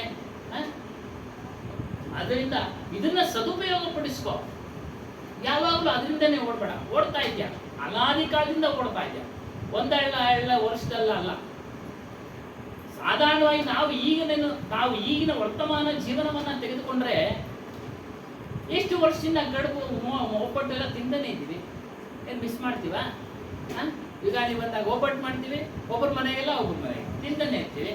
ಯಾವಾಗ ಮಿಸ್ ಮಾಡ್ತೀವಿ ಅಂತಂದ್ರೆ ನಮ್ಮ ದೇಹ ಶಿಥಿಲವಾದಾಗ, ಅದು ನಮಗೆ ಅನುಕೂಲ ಆಗದೇ ಇದ್ದಾಗ ಅದನ್ನ ನಾವು ತ್ಯಾಗ ಮಾಡ್ತೀವಿ. ಈಗೆಲ್ಲ ಅರ್ಧಂಬರ್ಧ ತ್ಯಾಗ ಮಾಡಿಬಿಟ್ಟಿದ್ದೀವಿ ನಾವು ಅಲ್ವಾ? ಅರ್ಧ ತ್ಯಾಗ ಮಾಡ್ಬಿಟ್ಟಿದ್ದೀವಿ. 6 ತಿಂದ 2 ಇಳಿದುಬಿಟ್ಟಿದ್ದೀವಿ, ಆಮೇಲೆ 1 ಇಳಿಬೋದು, ಆಮೇಲೆ ಶೂನ್ಯ ಆಗ್ತೀವಿ. ಹಾಗಾಗಿ ಅದಕ್ಕೆ ಅಲ್ಪ ಸುಖನಪ್ಪ ಇದು ಶರೀರದಲ್ಲಿ. ಎಷ್ಟೇ ವರ್ಷ ಬಾಳಿದ್ರು ಕೂಡ ಅಲ್ಪ. ಇನ್ನೂ ಸರಿಯಾಗಿ ಹೇಳ್ಬೇಕಂದ್ರೆ, ಚೆನ್ನಾಗಿ ಹೇಳ್ಬೇಕು ಅಂತಂದ್ರೆ, ಇವತ್ತು ತಿಂದಿರ್ತೀವಿ ನಾವು, ಮತ್ತೆ ನಾಳೆ ಬಯಸ್ತೀವಿ ಅದನ್ನೇ. ಯಾಕೆಂದ್ರೆ ವಯಸ್ಸು ಅಂತದ್ದು ಅಷ್ಟೇ. ಈಗ ನಾಳಿಕೆ ಬೇಡಪ್ಪ ಸಾಕು. ಈ ರೀತಿಯಾಗಿ ಕಲ್ಯಾಣಕ್ಕೆ ಕಾರಣವಾದಂಥ ಈ ಮಾನವ ಜೀವನವನ್ನ ನೀವು ಸದುಪಯೋಗ ಪಡಿಸಿಕೊಳ್ಳಿ. ಸುನಹಲ್ ಅವಸರ್ ಅಂದ್ರೆ ಗೋಲ್ಡನ್ ಆಪರ್ಚುನಿಟಿ, ಸುವರ್ಣಾವಕಾಶ. ಮತ್ತೆ ಈ ಒಂದು ಸುವರ್ಣಾವಕಾಶ ಬರುತ್ತೋ ಇಲ್ಲೋ ಗೊತ್ತಿಲ್ಲ, ಮತ್ತೆ ಮಾನವ ದೇಹ ಬರುತ್ತೋ ಇಲ್ಲೋ ಗೊತ್ತಿಲ್ಲ. ಅದಕ್ಕೆ ಹೇಳ್ತಾರೆ, ಮಾನವ ಜನ್ಮ ಬಂದಿದೆ, ಇದನ್ನ ದುರುಪಯೋಗ ಪಡಿಸ್ಕೊಳ್ಬೇಡಪ್ಪ. ಮುಂದಕ್ಕೆ ಬರುತ್ತೋ ಇಲ್ಲೋ ಗೊತ್ತಿಲ್ಲ.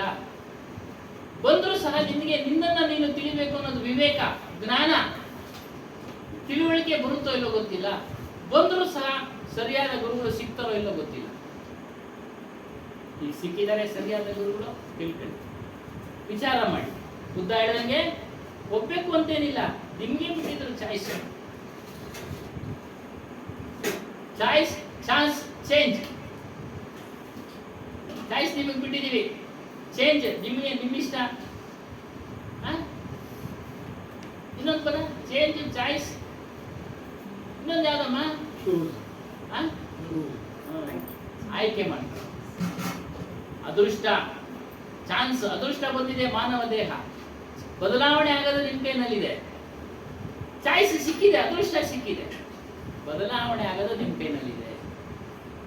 ಹಾಗಾಗಿ ಇದನ್ನ ನೀವು ಸದುಪಯೋಗ ಪಡಿಸಿಕೊಳ್ಳಿ. ದುರಾಸೆಗೆ ಒಳಗಾಗ್ಬೇಕು. ಆಸೆ ಬೇಕು, ಮನೆ ಬೇಕು, ಆಸೆ ಕಟ್ಕೊಳ್ಳಿ, ಇಲ್ಲ ಅಂತೇಳಿ. ಮನೆ ಬೇಕೇ ಬೇಕು, ಎಲ್ರಿಗೂ ಆಸೆ ಇದೆ. ಮಗನಿಗೊಂದು ಕಟ್ಕೊಡ್ಬೇಕು, ಕಟ್ಕೊಡಿ. ಅನುಕೂಲ ಇದ್ರೆ ಮಗಳಿಗೊಂದು ಕೊಡ್ಸ್ಕೊಡ್ಬೇಕು, ಕಟ್ಕೊಡಿ. ಅನುಕೂಲ ಇದ್ರೆ. ಅನುಕೂಲ ಇದ್ದಾಗ ಏನ್ ಮಾಡ್ತೀರಾ? ಯಾಕಂದ್ರೆ ಚಿಂತೆಯಲ್ಲಿ ಇಲ್ಲ. ಒಬ್ಬ ಚಲನಚಿತ್ರ ಸಹನಟ, ಅಂದ್ರೆ ಪೋಷಕ ನಟ ಹೇಳ್ತಾರೆ, ಅವನ ಹೆಸರು ಬಿರಾದಾರ್ ಅಂತ, ಮೊದಲನೇ ಹೆಸರು ಗೊತ್ತಿಲ್ಲ. ಅವನು ಹಾಸ್ಯ ಮಾಡ್ತಾನೆ. ಅವ್ರಿಗೆ ಪ್ರಶ್ನೆ ಮಾಡ್ಬಿಟ್ರು ಇಂಟರ್ವ್ಯೂನಲ್ಲಿ, ಏನಪ್ಪ ನೀನು ಏನು ಚಿಂತೆ ಇದೆ? ಯಾವ್ದಾದ್ರು ಚಿಂತೆನೂ ಇಲ್ಲ ಸರ್. ಅಲ್ಲ, ಯಾವ ಕೊರಗು ಚಿಂತೆಗೂ ವ್ಯತ್ಯಾಸ ಇಲ್ಲ. ಅವನು ಹೇಳ್ದ, ಚಿಂತೆ ಸಾಮಾನ್ಯವಾಗಿ ಎಲ್ಲರಲ್ಲೂ ಇರುತ್ತೆ, ಕೊರಗು ಇರೋದು ಆಡುತ್ತದೆ. ಪ್ರತಿದಿನ ಕೊರಗೋದು, ಮನೆ ಇಲ್ಲ, ಅದು ದೊಡ್ಡ ಕೊರಗು. ಅದೇನಿಲ್ಲಪ್ಪ, ಚಿಂತೆ ಇದೆ, ಮನೆ ಇಲ್ಲ, ಮಠ ಇಲ್ಲ. ಅದರಿಂದ ನಾನು ಅದನ್ನೇ ದಿನ 24 ಗಂಟೆ ನಾನು ಕೊರಗ್ತಾ ಇಲ್ಲ ಮನಸ್ಸಲ್ಲಿ ಇಟ್ಕೊಂಡು. ಬರೋ ಸಮಯ ಬರುತ್ತೆ, ಶ್ರಮ ಪಡ್ತಾ ಇದ್ದೀವಿ, ಅದೃಷ್ಟ ಇದ್ರೆ ಬರುತ್ತೆ, ಏನು ಮಾಡೋಕ್ಕಾಗಲ್ಲ, ಬರದೇನೂ ಇರ್ಬೋದು. ಈ ರೀತಿಯಾಗಿ ಮಾನವ ಜನ್ಮ ಮುಂದೆ ಬರುತ್ತೆ ಅಂತ ಹೇಳಕ್ ಸಾಧ್ಯ ಇಲ್ಲ. ಬಂದ್ರೂ ಸಹ ನಮ್ಮನ್ನು ನಾವು ತಿಳಿಬೇಕು ಅನ್ನೋದು ವಿವೇಕ ಬರುತ್ತೋ ಇಲ್ಲೋ ಗೊತ್ತಿಲ್ಲ. ಬಂದ್ರೂ ಸಹ ಸದ್ಗುರು ಸರಿಯಾದ ಸದ್ಗುರು ಸಿಗ್ತಾರೋ ಇಲ್ಲೋ ಗೊತ್ತಿಲ್ಲ. ಆಗಲೇ ಹೇಳಿದಂಗೆ ಬೇರೆ ಬೇರೆ ಗುರುಗಳಿದ್ದಾರೆ, ಅವರವ್ರ ಮಾರ್ಗ ಶ್ರೇಷ್ಠ ಅಂತಾರೆ. ವಿಚಾರ ಮಾಡಿ, ನಿಮಗೆ ಸೇರಿ ಅದನ್ನ ಆಯ್ಕೆ ಮಾಡ್ಕೊಬೇಕು, ಇದನ್ನ ಆಯ್ಕೆ ಮಾಡ್ಕೊಬೇಕು ಅನ್ನೋದು ನಿಮಗೆ ಸೇರಿ. ಆದರೆ ಸತ್ಸಂಗ ಮಾತ್ರ ಯಾರು ಹೇಳಿದ್ರು ಕೇಳಿ. ಸಿದ್ಧಾರೂಢ ಸತ್ಸಂಗ ಅವ್ರದ್ದು ಚೆನ್ನಾಗಿದೆ. ಬಸವಣ್ಣವ್ರ ಸತ್ಸಂಗ ಹೇಳಿದ್ರು ಅವರು. ಬಸವಣ್ಣವ್ರನ್ನ ಯಾಕೆ ಹಿಡಿಯಲಿಲ್ಲ ನೀವು? ಅಲ್ಲ ಸ್ವಾಮಿ, ಬಸವಣ್ಣವ್ರ ವಿಚಾರಗಳನ್ನ ಕೇಳ್ತೀವಿ ನಾವು, ಅವತ್ತು ಸಮಯ ಇಲ್ಲ ಹೇಳೋಣ ಅಂತ ಅವ್ರು ಹೇಳಿದ್ರೆ, ಕಲ್ಲು ದೇವರು ದೇವರಲ್ಲ, ಮಣ್ಣು ದೇವರು ದೇವರಲ್ಲ, ಕಂಚು ಲೋಹ ಹಿತ್ತಾಳೆಗಳಿಂದ ಮಾಡಿದ ಪ್ರತಿಮೆಗಳು ದೇವರಲ್ಲ, ನಿನ್ನನ್ನು ನೀನು ಅರ್ಥರೆ ಅವಾಗ ದೇವರಪ್ಪ ನೀನು.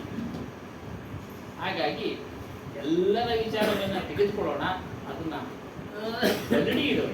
ಜರಡಿ ಹಿಂದೆ ಜರಡಿ ಹಿಡಿತಾ ಇದ್ವಿ, ಇವಾಗ ಯಾರು ಹಿಡಿತಾರೆ ಏನೋ ಹಸಿ ತಂದೆ ಜರಡಿ ಇಡೋದು, ಗಟ್ಟಿ ಎಲ್ಲ ಕೆಳಗಡೆ ಬಿಡೋದು, ಜೊಳ್ಳೆಲ್ಲ ಮೇಲೆ ನಿಂತ್ಕೊಳ್ಳೋದು, ಆಚೆ ಬಿಸಾಕ. ಉದಾಹರಣೆ ಕೊಡೋರು ಈ ರೀತಿ ಯಾರು ಸದ್ಗುರು ಹನುಮಾನ್ ಸಾಹೇಬ್ ಈಗ ಉದಾಹರಣೆ ಕೊಡೋದು. ಜರಡಿ ಹಿಡಿಬೇಕು ಶಬ್ದಗಳನ್ನ ನೀವು, ಜರಡಿ ಇದು ಜೊಳ್ಳುಗಳನ್ನೆಲ್ಲ ಎಷ್ಟು ಆಚೆ ಬಿಸಾಕಿ, ಗಟ್ಟಿನ ತೆಗೆದುಕೊಳ್ಳಿ. ಗಟ್ಟಿನೇ ಊಟ ಮಾಡೋದಲ್ವರ. ಈಗೆಲ್ಲ ಎಲ್ಲ ಸೇರಿಸ್ತಾ ಇದ್ದಾರೆ, ಏನು ಮಾಡೋಕ್ಕಾಗಲ್ಲ. ಯಾರು ಜರಡಿನೇ ಹಿಡಿತಾರೆ, ಅಂಗಡಿಯಿಂದ ತರ್ತಾರೆ ಮಾಡ್ತಾರೆ ಅಷ್ಟೇ. ಎಲ್ಲೋ ಕೆಲವರು ಅಳವರು ಮಾತಾಜಿ ಅಂತ ದೊಡ್ಡವ್ರು ಯಾರನ್ನ ಇದ್ರೆ, ಜರಡಿ ಹಿಡಿದಿ ಅದೆಲ್ಲ ಧೂಳು ಇರ್ತಿದ್ದೆ, ಸಣ್ಣ ಸಣ್ಣ ಹುಳುಗಳು ಇರ್ತವೆ ಅಂತ ಹೇಳ್ತೀರಲ್ಲೇ ನಮ್ಮ. ನೋಡಿ ದಿನ ಹಿಡಿತಾ ಇರ್ತಾರೆ ಎಲ್ಲ ಜರಡಿ, ನೋಡ್ತಾ ಇರ್ತೀವಿ. ಹಂಗೆ ಗಟ್ಟಿ ತೆಗೆದುಕೊಳ್ಬೇಕು ನಾವು. ಶಬ್ದಗಳು ಗಟ್ಟಿ ಏನೋ ನಮ್ಮನ್ನ ಸದ್ಗತಿಗೆ ಹೇಳಿದ್ರೆ ಅದೇ ಸದ್ಗತಿ ಅಂದ್ರೆ ಒಳ್ಳೆ ಗತಿಗೆ ತೆಗೆದುಕೊಂಡು ಹೋಗುತ್ತಾ ಶಬ್ದಗಳನ್ನು ನಾವು ತೆಗೆದುಕೊಳ್ಬೇಕು. ಯಾರೇ ಹೇಳಿರಲಿ, ಯಾರೇ ಹೇಳಿರಲಿ, ಅವನಲ್ಲಿ ಜಾತಿ ಹುಡುಕ್ಬೇಕು, ಅವನಲ್ಲಿ ಜಾತಿ ಹುಡುಕ್ಬೇಕು. ಜ್ಞಾನ, ಅವರಂತಕ್ಕಂಥ ಜ್ಞಾನವನ್ನು ತೆಗೆದು ನಮಗೆಲ್ಲ ಪಾಠ ಹೇಳ್ಕೊಟ್ಟವ್ರು. ನಾವೇನ ನೋಡಿದ್ವಾ ಇಂಥ ಜಾತಿ ಇಂಥ ಯಾರ್ಯಾರು ಹೇಳ್ಕೊಟ್ರು? ನಮ್ಗೆ ಗೊತ್ತೇ ಇಲ್ಲ. ಬ್ರಾಹ್ಮಣರು ಇದ್ರು, ಬೇರೆಯವರು ಒಬ್ರು ಇದ್ರು. ನಾವು ಸಣ್ಣ ವಯಸ್ಸು 7ನೇ ಕ್ಲಾಸ್ 5, 6ನೇ ಕ್ಲಾಸ್ ಹೋದವಾಗ ಆ ಬ್ರಾಹ್ಮಣರು ಇವ್ರನ್ನ ಕಂಡ್ರೆ ಆಗ್ತಾ ಇರಲಿಲ್ಲ ನಮ್ಗೆ. ಆಮೇಲೆ ಎಷ್ಟೋ ವರ್ಷಗಳು ಗೊತ್ತಾಯ್ತು ಇವ್ರು ಹಿಂಗೆ ಅಂತ. ಅವರು ಟೀಚರೇ ಚೆನ್ನಾಗಿ ಮಾಡೋರು ಪಾಪ, ಇವರು ಚೆನ್ನಾಗಿ ಮಾಡೋರು. ಹಾಗಾಗಿ ಎಲ್ಲ ನಮ್ಗೆ ಗೊತ್ತಿರಲ್ಲ. ಅದೇ ರೀತಿ ಜ್ಞಾನನ ತೆಗೆದುಕೊಂಡ್ವಿ ಅವ್ರ ಹತ್ರ. ಅದೇ ರೀತಿಯಾಗಿ ಸತ್ಯ ಜ್ಞಾನವನ್ನ ಯಾರು ಹೇಳ್ತಾರೋ ಅವ್ರ ಹತ್ರ ತೆಗೆದುಕೊಳ್ಳಿ, ತಿಳಿದುಕೊಳ್ಳಿ. ಅವ್ರ ಹಿಂಬಾಲಕರಾಗೋದು ನಿಮಗೆ ಸೇರಿದ್ದು ಬಿಟ್ಟು, ಯಾರದೇ ಬಲವಂತಕ್ಕೆ ನೀವು ಹಿಂದೆ ಹೋಗೋದು ಬೇಡ. ಬುದ್ಧನು ಅದೇ ಹೇಳಿದ್ದು ಪ್ರಾರಂಭದಲ್ಲಿ, ನನ್ನ ಮಾತನ್ನು ಕೇಳ್ಬಿಟ್ಟು ನನ್ನನ್ನು ಹಿಂಬಾಲಿಸ್ಬೇಡ ನೀನು. ನಾನು ಹೇಳೋ ಮಾತುಗಳಲ್ಲಿ ಸತ್ಯ ಇದ್ರೆ ನಿನ್ಗೆ ಇಷ್ಟ ಆದ್ರೆ ಒಪ್ಕೋ. ಎರಡು ಹೇಳ, ಸತ್ಯ ಇದ್ರೆ ಇಷ್ಟ ಆದ್ರೆ ಒಪ್ಪಿಕೋ. ನಿನ್ನ ಮನಸ್ಸಿನ ಇಚ್ಛೆ ಅದು. ನಿನ್ಗೆ ಇಷ್ಟ ಇಲ್ಲ ಅಂದ್ರೆ ಬಿಟ್ಬಿಡು, ಬೇರೆ ಯಾರೋ ಇಷ್ಟ ಅಂದ್ರೆ ಹೋಗು. ಆದ್ರೆ ಆಚರಣೆ ಮಾತ್ರ ಶುದ್ಧವಾಗಿರ್ಲಿ, ಅಹಿಂಸಾವಾದಿಯಾಗಿರು. ಯಾರನ್ನು ವೃಥಾ ನಿಂದನೆ ಮಾಡಬೇಡ, ಯಾರಿಗೂ ದ್ರೋಹ ಮಾಡಬೇಡ, ಮೋಸ ಮಾಡಬೇಡ, ವಂಚನೆ ಮಾಡಬೇಡ. ಈ ಒಂದು ಶಿಷ್ಟಾಚಾರಗಳನ್ನ, ಡಿಸಿಪ್ಲಿನ್, ಶಿಸ್ತುಗಳನ್ನ ನೀನೇ ಅಳವಡಿಸ್ಕೊಳ್ಬೇಕು ಕೇಳ್ತಾ. ಅದೇ ವಿಕಾರಗಳನ್ನ ದೂರ ಮಾಡೋದು ಯಾರು? ಗುರುಗಳು ತಿಳಿಸ್ತಾ ಇದ್ದಾರೆ ಅಷ್ಟೇ. ಗುರುಗಳು ಇಂತಿದ್ದದ್ದು ಕೆಟ್ಟದ್ದಪ್ಪ, ಧೂಮಪಾನ ಕೆಟ್ಟದ್ದು, ಮದ್ಯಪಾನ ಕೆಟ್ಟದ್ದು, ಮತ್ತೊಂದು ಕೆಟ್ಟದ್ದು. ಬಿಡೋದು ಯಾರಿಗೆ ಸೇರಿದ್ದು? ಅವ್ರವ್ರಿಗೆ ಸೇರಿದ್ದು, ನಮಗ್ ಸೇರಿದ್ದು. ನಮಗೆ ಬಿಡಕ್ಕಾಗ್ಲಿಲ್ಲ ಅಂದ್ರೆ ಹೋಗಪ್ಪ ದುಃಖ ಅನುಭವಿಸು ಅಂತಾರೆ ಅಷ್ಟೇ. ಅವ್ರೇನು ಬಲವಂತ ತಂದು ಕುಂಡ್ರಿಸೋದಿಲ್ಲ. ಬಲವಂತ ತಂದು ಕುಂಡ್ರಿಸ್ತಾರ ಸಾಧ್ಯನೇ ಇಲ್ಲ. ದೇಹಕ್ಕೆ ಕುಂಡ್ರಿಸ್ಬೋದು, ಮನಸ್ಸನ್ನು ಕುಂಡ್ರಿಸಕ್ಕಾಗತ್ತಾ? ಏನಮ್ಮ ಮನಸ್ಸನ್ನು ಕುಂಡ್ರಿಸಕ್ಕಾಗತ್ತಾ? ಇಲ್ಲ. ಅವ್ರವ್ರ ಮನಸ್ಸಿಗೆ ಬರಬೇಕು ಇಚ್ಛೆ. ಇರಪ್ಪ ಸತ್ಯವಾದ ಮಾತು ಹೇಳ್ತಾ ಇದ್ದಾರೆ, ಒಳ್ಳೆ ವಿಚಾರಗಳನ್ನು ಹೇಳ್ತಾ ಇದ್ದಾರೆ, ಇದನ್ನು ಕೇಳಬೇಕು, ನಾವು ಬದಲಾವಣೆ ಆಗ್ಬೇಕು, ನಮ್ಮಲ್ಲಿ ಅಳವಡಿಸ್ಕೊಳ್ಬೇಕು. ಧರ್ಮದ ಪದ ಅರ್ಥ ಧಾರಣೆ ಮಾಡ್ಕೊಳ್ಳೋದು, ಧರ್ಮದ ಪದದ ಅರ್ಥ ಧಾರಣೆ ಮಾಡ್ಕೊಳ್ಳೋದು, ನಮ್ಮ ಮನಸ್ಸಿನಲ್ಲಿ ಅದನ್ನ ಧಾರಣೆ ಮಾಡ್ಕೊಳ್ಳೋದು, ಅದರಂತೆ ನಡೆಯೋದು ಧರ್ಮದ ಪದದ ಅರ್ಥ. ಇವುಗಳೆಲ್ಲ ಬೇರೆ ಬೇರೆ ಹೇಳ್ತಾರಲ್ಲ, ಅದೆಲ್ಲ ಒಂದು ಗುಂಪಿನ ಹೆಸರು. ಗುರುತಿಸಿಕೊಳ್ಳೋದಿಕ್ಕೆ ಅಷ್ಟೇ ಅದೆಲ್ಲ. ಏನ್ ಸ್ವಾಮಿ? ಗುರುತಿಸಿಕೊಳ್ಳೋದಿಕ್ಕೆ ಅಷ್ಟೇ. ಧರ್ಮದ ಪದದಾದ ಅರ್ಥ ಅಂದ್ರೆ ಧಾರಣೆ ಮಾಡ್ಕೋ. ಇದನ್ನೆಲ್ಲ ನೀವು ಧಾರಣೆ ಮಾಡ್ಕೊಳ್ಬೇಕು. ಸತ್ಯವಾದ ವಿಚಾರಗಳನ್ನ ಧಾರಣೆ ಮಾಡ್ಕೊಳ್ಬೇಕು. ಏನು? ಕರುಣೆಯಿಂದ ಇರೋದು, ದಯೆಯಿಂದ ಇರೋದು, ಶೀಲದಿಂದ ಇರೋದು. ಇಲ್ಲಿವರೆಗೂ ಏನೇನು ಆಗಿರುತ್ತೆ ಜೀವನದಲ್ಲಿ, ಏನು ಬಿಟ್ಬಿಡಿ ಅದನ್ನೆಲ್ಲ. ಇನ್ನು ಮುಂದಾದ್ರೂ ಬದಲಾವಣೆ ಮಾಡ್ಕೊಳ್ಳೋಣ. ಅಂಗುಲಿಮಾಲ ಎಷ್ಟು ಅವನು ಕ್ರೂರಿ, ಎಷ್ಟು ಹತ್ಯೆ ಮಾಡಿದ್ದ, ಬುದ್ಧನ ಸಿಕ್ಕಿದ ಕೂಡಲೇ ಬದಲಾವಣೆ ಆದ. ಅವ್ನು ನಾಚಿಕ್ ತೊಳ್ಬಿಟ್ನ? ಬುದ್ಧ ಇಲ್ಲ, ಆಗೋಯ್ತು, ಆಗೋಗಿದ್ದು. ನಿಮ್ ಪ್ರಾರಂಭ ಅನುಭವ ಅದು ಮಾಡ್ಬೇಕಾಯ್ತು ಮಾಡಿ ಪ್ರಶ್ನೆ ಹೇಳ್ಬೋದು. ಅದನ್ನೆಲ್ಲ ಮಾಡಿದ್ಮೇಲೆ ಅವನು ಅನುಭವ ಸಿಕ್ಕಿರ್ಬೇಕು ಅಂತ ನೀವು ಪ್ರಶ್ನೆ ಹೇಳ್ಬೋದು.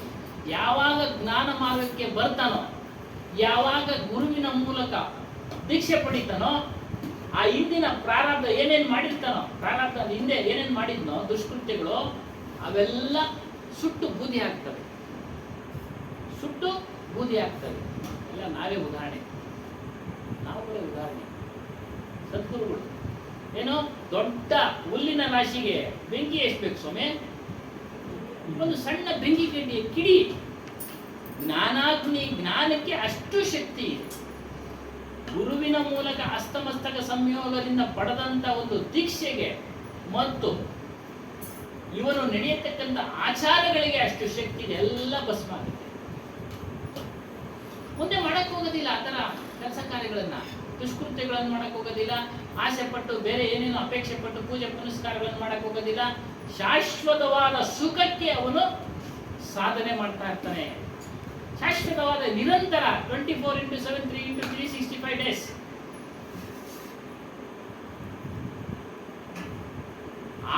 ಆ ರೀತಿ ಸುಖಕ್ಕೆ ಅವನು ಇಚ್ಛೆ ಪಟ್ಟು ಗುರುವಿನ ಮಾರ್ಗದಲ್ಲಿ ನಡೀತಾನೆ. ಅಂತವನು ಖಂಡಿತ ಮುಕ್ತನಾಗ್ತಾನೆ. ಅದರಿಂದ ನಾವೇನ್ ಮಾಡ್ತಿದೀವಿ? ಯಾಕೆ ಇಲ್ಲಿ ಹೇಳ್ತಾ ಇದ್ದಾರೆ? ಬರಮಕ ಬಾಂಧ ಈ ಜಗ ಈ ವಿಧಿ ಆವೈಜಾಯ್. ಬಹಳ ತಲಸ್ಪರ್ಶಿ ವಚನ ಅಂತ ಹೇಳ್ತಾರೆ. ಗಂಭೀರವಾದ ವಚನ. ಮನುಷ್ಯರೆಲ್ಲರೂ ಜಗತ್ತಿಗೆ ಬಂದಾಗ ಏನ್ ಮಾಡ್ಬಿಟ್ರು? ಭ್ರಮೆನಲ್ಲಿ ಬಿದ್ದೋಗ್ಬಿಟ್ರು. ಭ್ರಮೆ ಅಂದ್ರೆ ಇರೋದೊಂದು ತಿಳ್ಕೊಳ್ಳೋದೊಂದು, ಯಥಾರ್ಥ ತಿಳಿಯಿಲ್ಲ.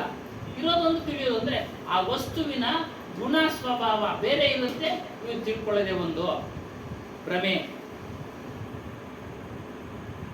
ವಸ್ತುವಿನ ಗುಣ ಸ್ವಭಾವ ಬೇರೆ ಇರುತ್ತೆ, ಇವ್ರು ತಿಳ್ಕೊಳ್ಳೋದೇ ಒಂದು. ಅಂದ್ರೇನು? ಹೊರಗಿನ ವಸ್ತುಗಳು ನಮಗೆ ಶಾಶ್ವತವಾದ ಸುಖವನ್ನ ಕೊಡ್ತವೆ ಅಂತ ತಿಳಿದಿರ್ತಾನೆ, ಅದು ಭ್ರಮೆ. ಈ ಶರೀರವನ್ನ ಶಾಶ್ವತವಾಗಿ ಸುಖಮಯವಾಗಿ ಇಟ್ಕೊಳ್ತೀನಿ ಅಂತ ತಿಳಿದಿರ್ತಾನೆ, ಅದು ಭ್ರಮೆ. ಯಾರ ಶರೀರನ ಶಾಶ್ವತವಾಗಿದೆಯಾ? ಇಲ್ಲ. ಅನಾರೋಗ್ಯದಿಂದ, ಕೆಲವರು ಆರೋಗ್ಯದಿಂದ ಅವರವರ ಪ್ರಾರಬ್ಧ ಕರ್ಮಕ್ಕೆ ಅನುಗುಣವಾಗಿ ದೇಹತ್ಯಾಗ ಮಾಡ್ತಾರೆ. ಕೆಲವರು ಅನಾರೋಗ್ಯ ಬಳಲ್ತಾ ಇದ್ದು ನಾವು ನೋಡ್ತಾ ಇರ್ತೀವಿ. ಒಳ್ಳೆ ಕಸರತ್ತು ಮಾಡಿರ್ತಾನೆ, ದೇಹ ಶಿಥಿಲವಾದಾಗ ಆ ಕಸರತ್ತು ಏನು ಕೆಲಸಕ್ಕೆ ಬರಲ್ಲ, ಹಿಂದೆ ಮಾಡಿದ ಕೆಲಸ. ಈ ಕಸರತ್ತೇ ಸಾಕಾಗ್ಬಿಡುತ್ತೆ. ಆಮೇಲೆ ಸಾಕಪ್ಪ ನನ್ನ ಶರೀರ, ದೇವರೇ ಕರ್ಕೊಳಪ್ಪ ಅಂತ. ಅದಕ್ಕೆ ನೋಡಿ, ಚೆನ್ನಾಗಿರ್ಬೇಕು ಅಂತಾನೆ ಅವನ ಕಸರತ್ತು. ಕೆಲವು ದಿನಗಳು ಮಾತ್ರ ಆರೋಗ್ಯದಿಂದ ಇರ್ತಾನೆ ಅಷ್ಟೇ. ಕೆಲವು ದಿನಗಳು. ನಾವು ಒಂದು 50 ವರ್ಷಕ್ಕೆ ನಮಗೆ ವೃದ್ಧಾಪ್ಯ ಬಂದ್ರೆ ಅವ್ನಿಗೆ ಒಂದು 70-80 ವರ್ಷಕ್ಕೆ ವೃದ್ಧಾಪ್ಯ ಬರುತ್ತೆ ಅಷ್ಟೇ ವ್ಯತ್ಯಾಸ. ಯೌವನವನ್ನ ಸ್ವಲ್ಪ ಮುಂದೂಡ್ತಾನೆ, ಅದಕ್ಕೆ ತಕ್ಕಂಗೆ ಸಾಧನೆ ಮಾಡಿರ್ತಾನೆ. ಅದ್ರ ಫಲ ಬೇಕೇ ಕೊಡುತ್ತೆ, ಇಲ್ಲ ಅಂತಿಲ್ಲ. ಅದಕ್ಕೆ ಭ್ರಮೆ. ಈ ಭ್ರಮೆಯಿಂದಾಗಿ ಬಂಧನದಲ್ಲಿ ಬಿದ್ದಿದ್ದಾರೆ, ಹುಡ್ತಾ ಇದ್ದಾರೆ, ಸಾಯ್ತಾ ಇದ್ದಾರೆ. ಅದೇ ಜಾತೆ ಬರ್ತಾ ಇದ್ದಾರೆ, ಹೋಗ್ತಾ ಇದ್ದಾರೆ. ಪ್ರಪಂಚಕ್ಕೆ ಬರ್ತಾ ಇದ್ದಾರೆ, ಹೋಗ್ತಾ ಇದ್ದಾರೆ.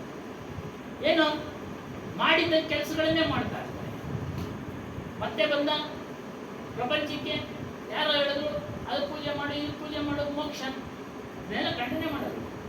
ಇನ್ನು ಬಿಡುಗಡೆ ಮುಕ್ತಿ ಬೇಕು ಅಂತಂದ್ರೆ ನಿನ್ನ ಸ್ವರೂಪವನ್ನು ತಿಳಿಬೇಕು. ವೇಮನವ್ರು ಹೇಳೋರೆ, ಬಸವಣ್ಣವ್ರು ಹೇಳೋರೆ, ಕೈವಾರ ತಾತಯ್ಯನವ್ರು ಹೇಳೋರೆ. ಮತ್ತೆ ಪ್ರತಿಮಾದಿಗಳು, ಪೂಜೆಗಳು ಏನಕ್ಕೆ ಅಂತಂದ್ರೆ ಸಾಮಾನ್ಯ ಜನರಿಗೆ ಬೇಕು. ಅವ್ರಿಗೆ ಅರಿವು ಆಗೋದಿಲ್ಲ. ಯಾಕಂದ್ರೆ ಇಂಥ ಒಂದು ಪುಣ್ಯ ಅವ್ರು ಮಾಡಿರೋದಿಲ್ಲ. ಏನೋ ಇಂಥ ಸತ್ಸಂಗವನ್ನ ಕೇಳೋ ಪುಣ್ಯ ಅವ್ರು ಮಾಡಿರೋದಿಲ್ಲ. ಪುಣ್ಯ ಏನು? 100 ಕೋಟಿ ಜನ್ಮಗಳಲ್ಲಿ, ಈ ಭೂಮಿಯಲ್ಲಿ 100 ಕೋಟಿ ಜನ್ಮದಲ್ಲಿ ನಿಷ್ಕಾಮ ಅಂದ್ರೆ ಯಾವುದೇ ಅಪೇಕ್ಷೆ ಇಲ್ಲದೆ ರಾಮನನ್ನು ಕೃಷ್ಣನನ್ನು ಕುರಿತು ಪೂಜೆ ಮಾಡಿರ್ತಾನೆ. ಅದ್ರ ಫಲ ನಮಗೆ ತಂದ್ಬಿಟ್ಟಿದೆ. ಧರಣಿಗಳು ನಿಷ್ಕಾಮದಿಂದ 10 ಕೋಟಿ ಜನ್ಮದಲ್ಲಿ ಪೂಜಿಸಿದ ಬಹು ಫಲವುಳ್ಳ ನರರಿಗೆ ತನ್ನ ಅರಿಯಬೇಕೆಂಬ ವಿವೇಕವು ಬರುವುದು, ಅನ್ಯರಿಗೆ ಬರುವುದಿಲ್ಲ. ಇನ್ನು ಬಹಳ ಕಠಿಣವಾಗಿ ಹೇಳಿದೆ, ಪರಮ ಪಾಪಿಷ್ಠರಿಗೆ ಬರೋದಿಲ್ಲ. ನಾವೆಲ್ಲ ಪುಣ್ಯವಂತರಾಗಿ ಎಷ್ಟೋ ಜನ್ಮ ಪುಣ್ಯ ನಮ್ಮನ್ನು ತಂದು ಇಲ್ಲಿ ಬಿಟ್ಟಿದೆ. ತಂದು ಬಿಡೋ ಕೆಲಸ, ಅದ್ರ ಫಲ. ಆಮೇಲೆ ದೃಢತೆಯಿಂದ ನಾವು ಬರಬೇಕು.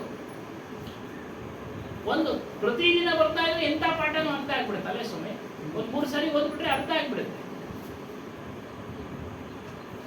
ಮಗ ಬಿಡೋದು ಎಷ್ಟೋ ದಿನ ಆಗೋಯ್ತು, 1 ವಾರ ಓದ್ಬಿಟ್ರೆ ನಮಗೂ ಬಂದ್ಬಿಡುತ್ತೆ. ಬೇಡ, ಒಂದು ತಿಂಗಳು ಹೋಗ್ಬಿಟ್ರೆ ನಮಗೂ ಮತ್ತೆ ಬಂದ್ಬಿಡುತ್ತೆ.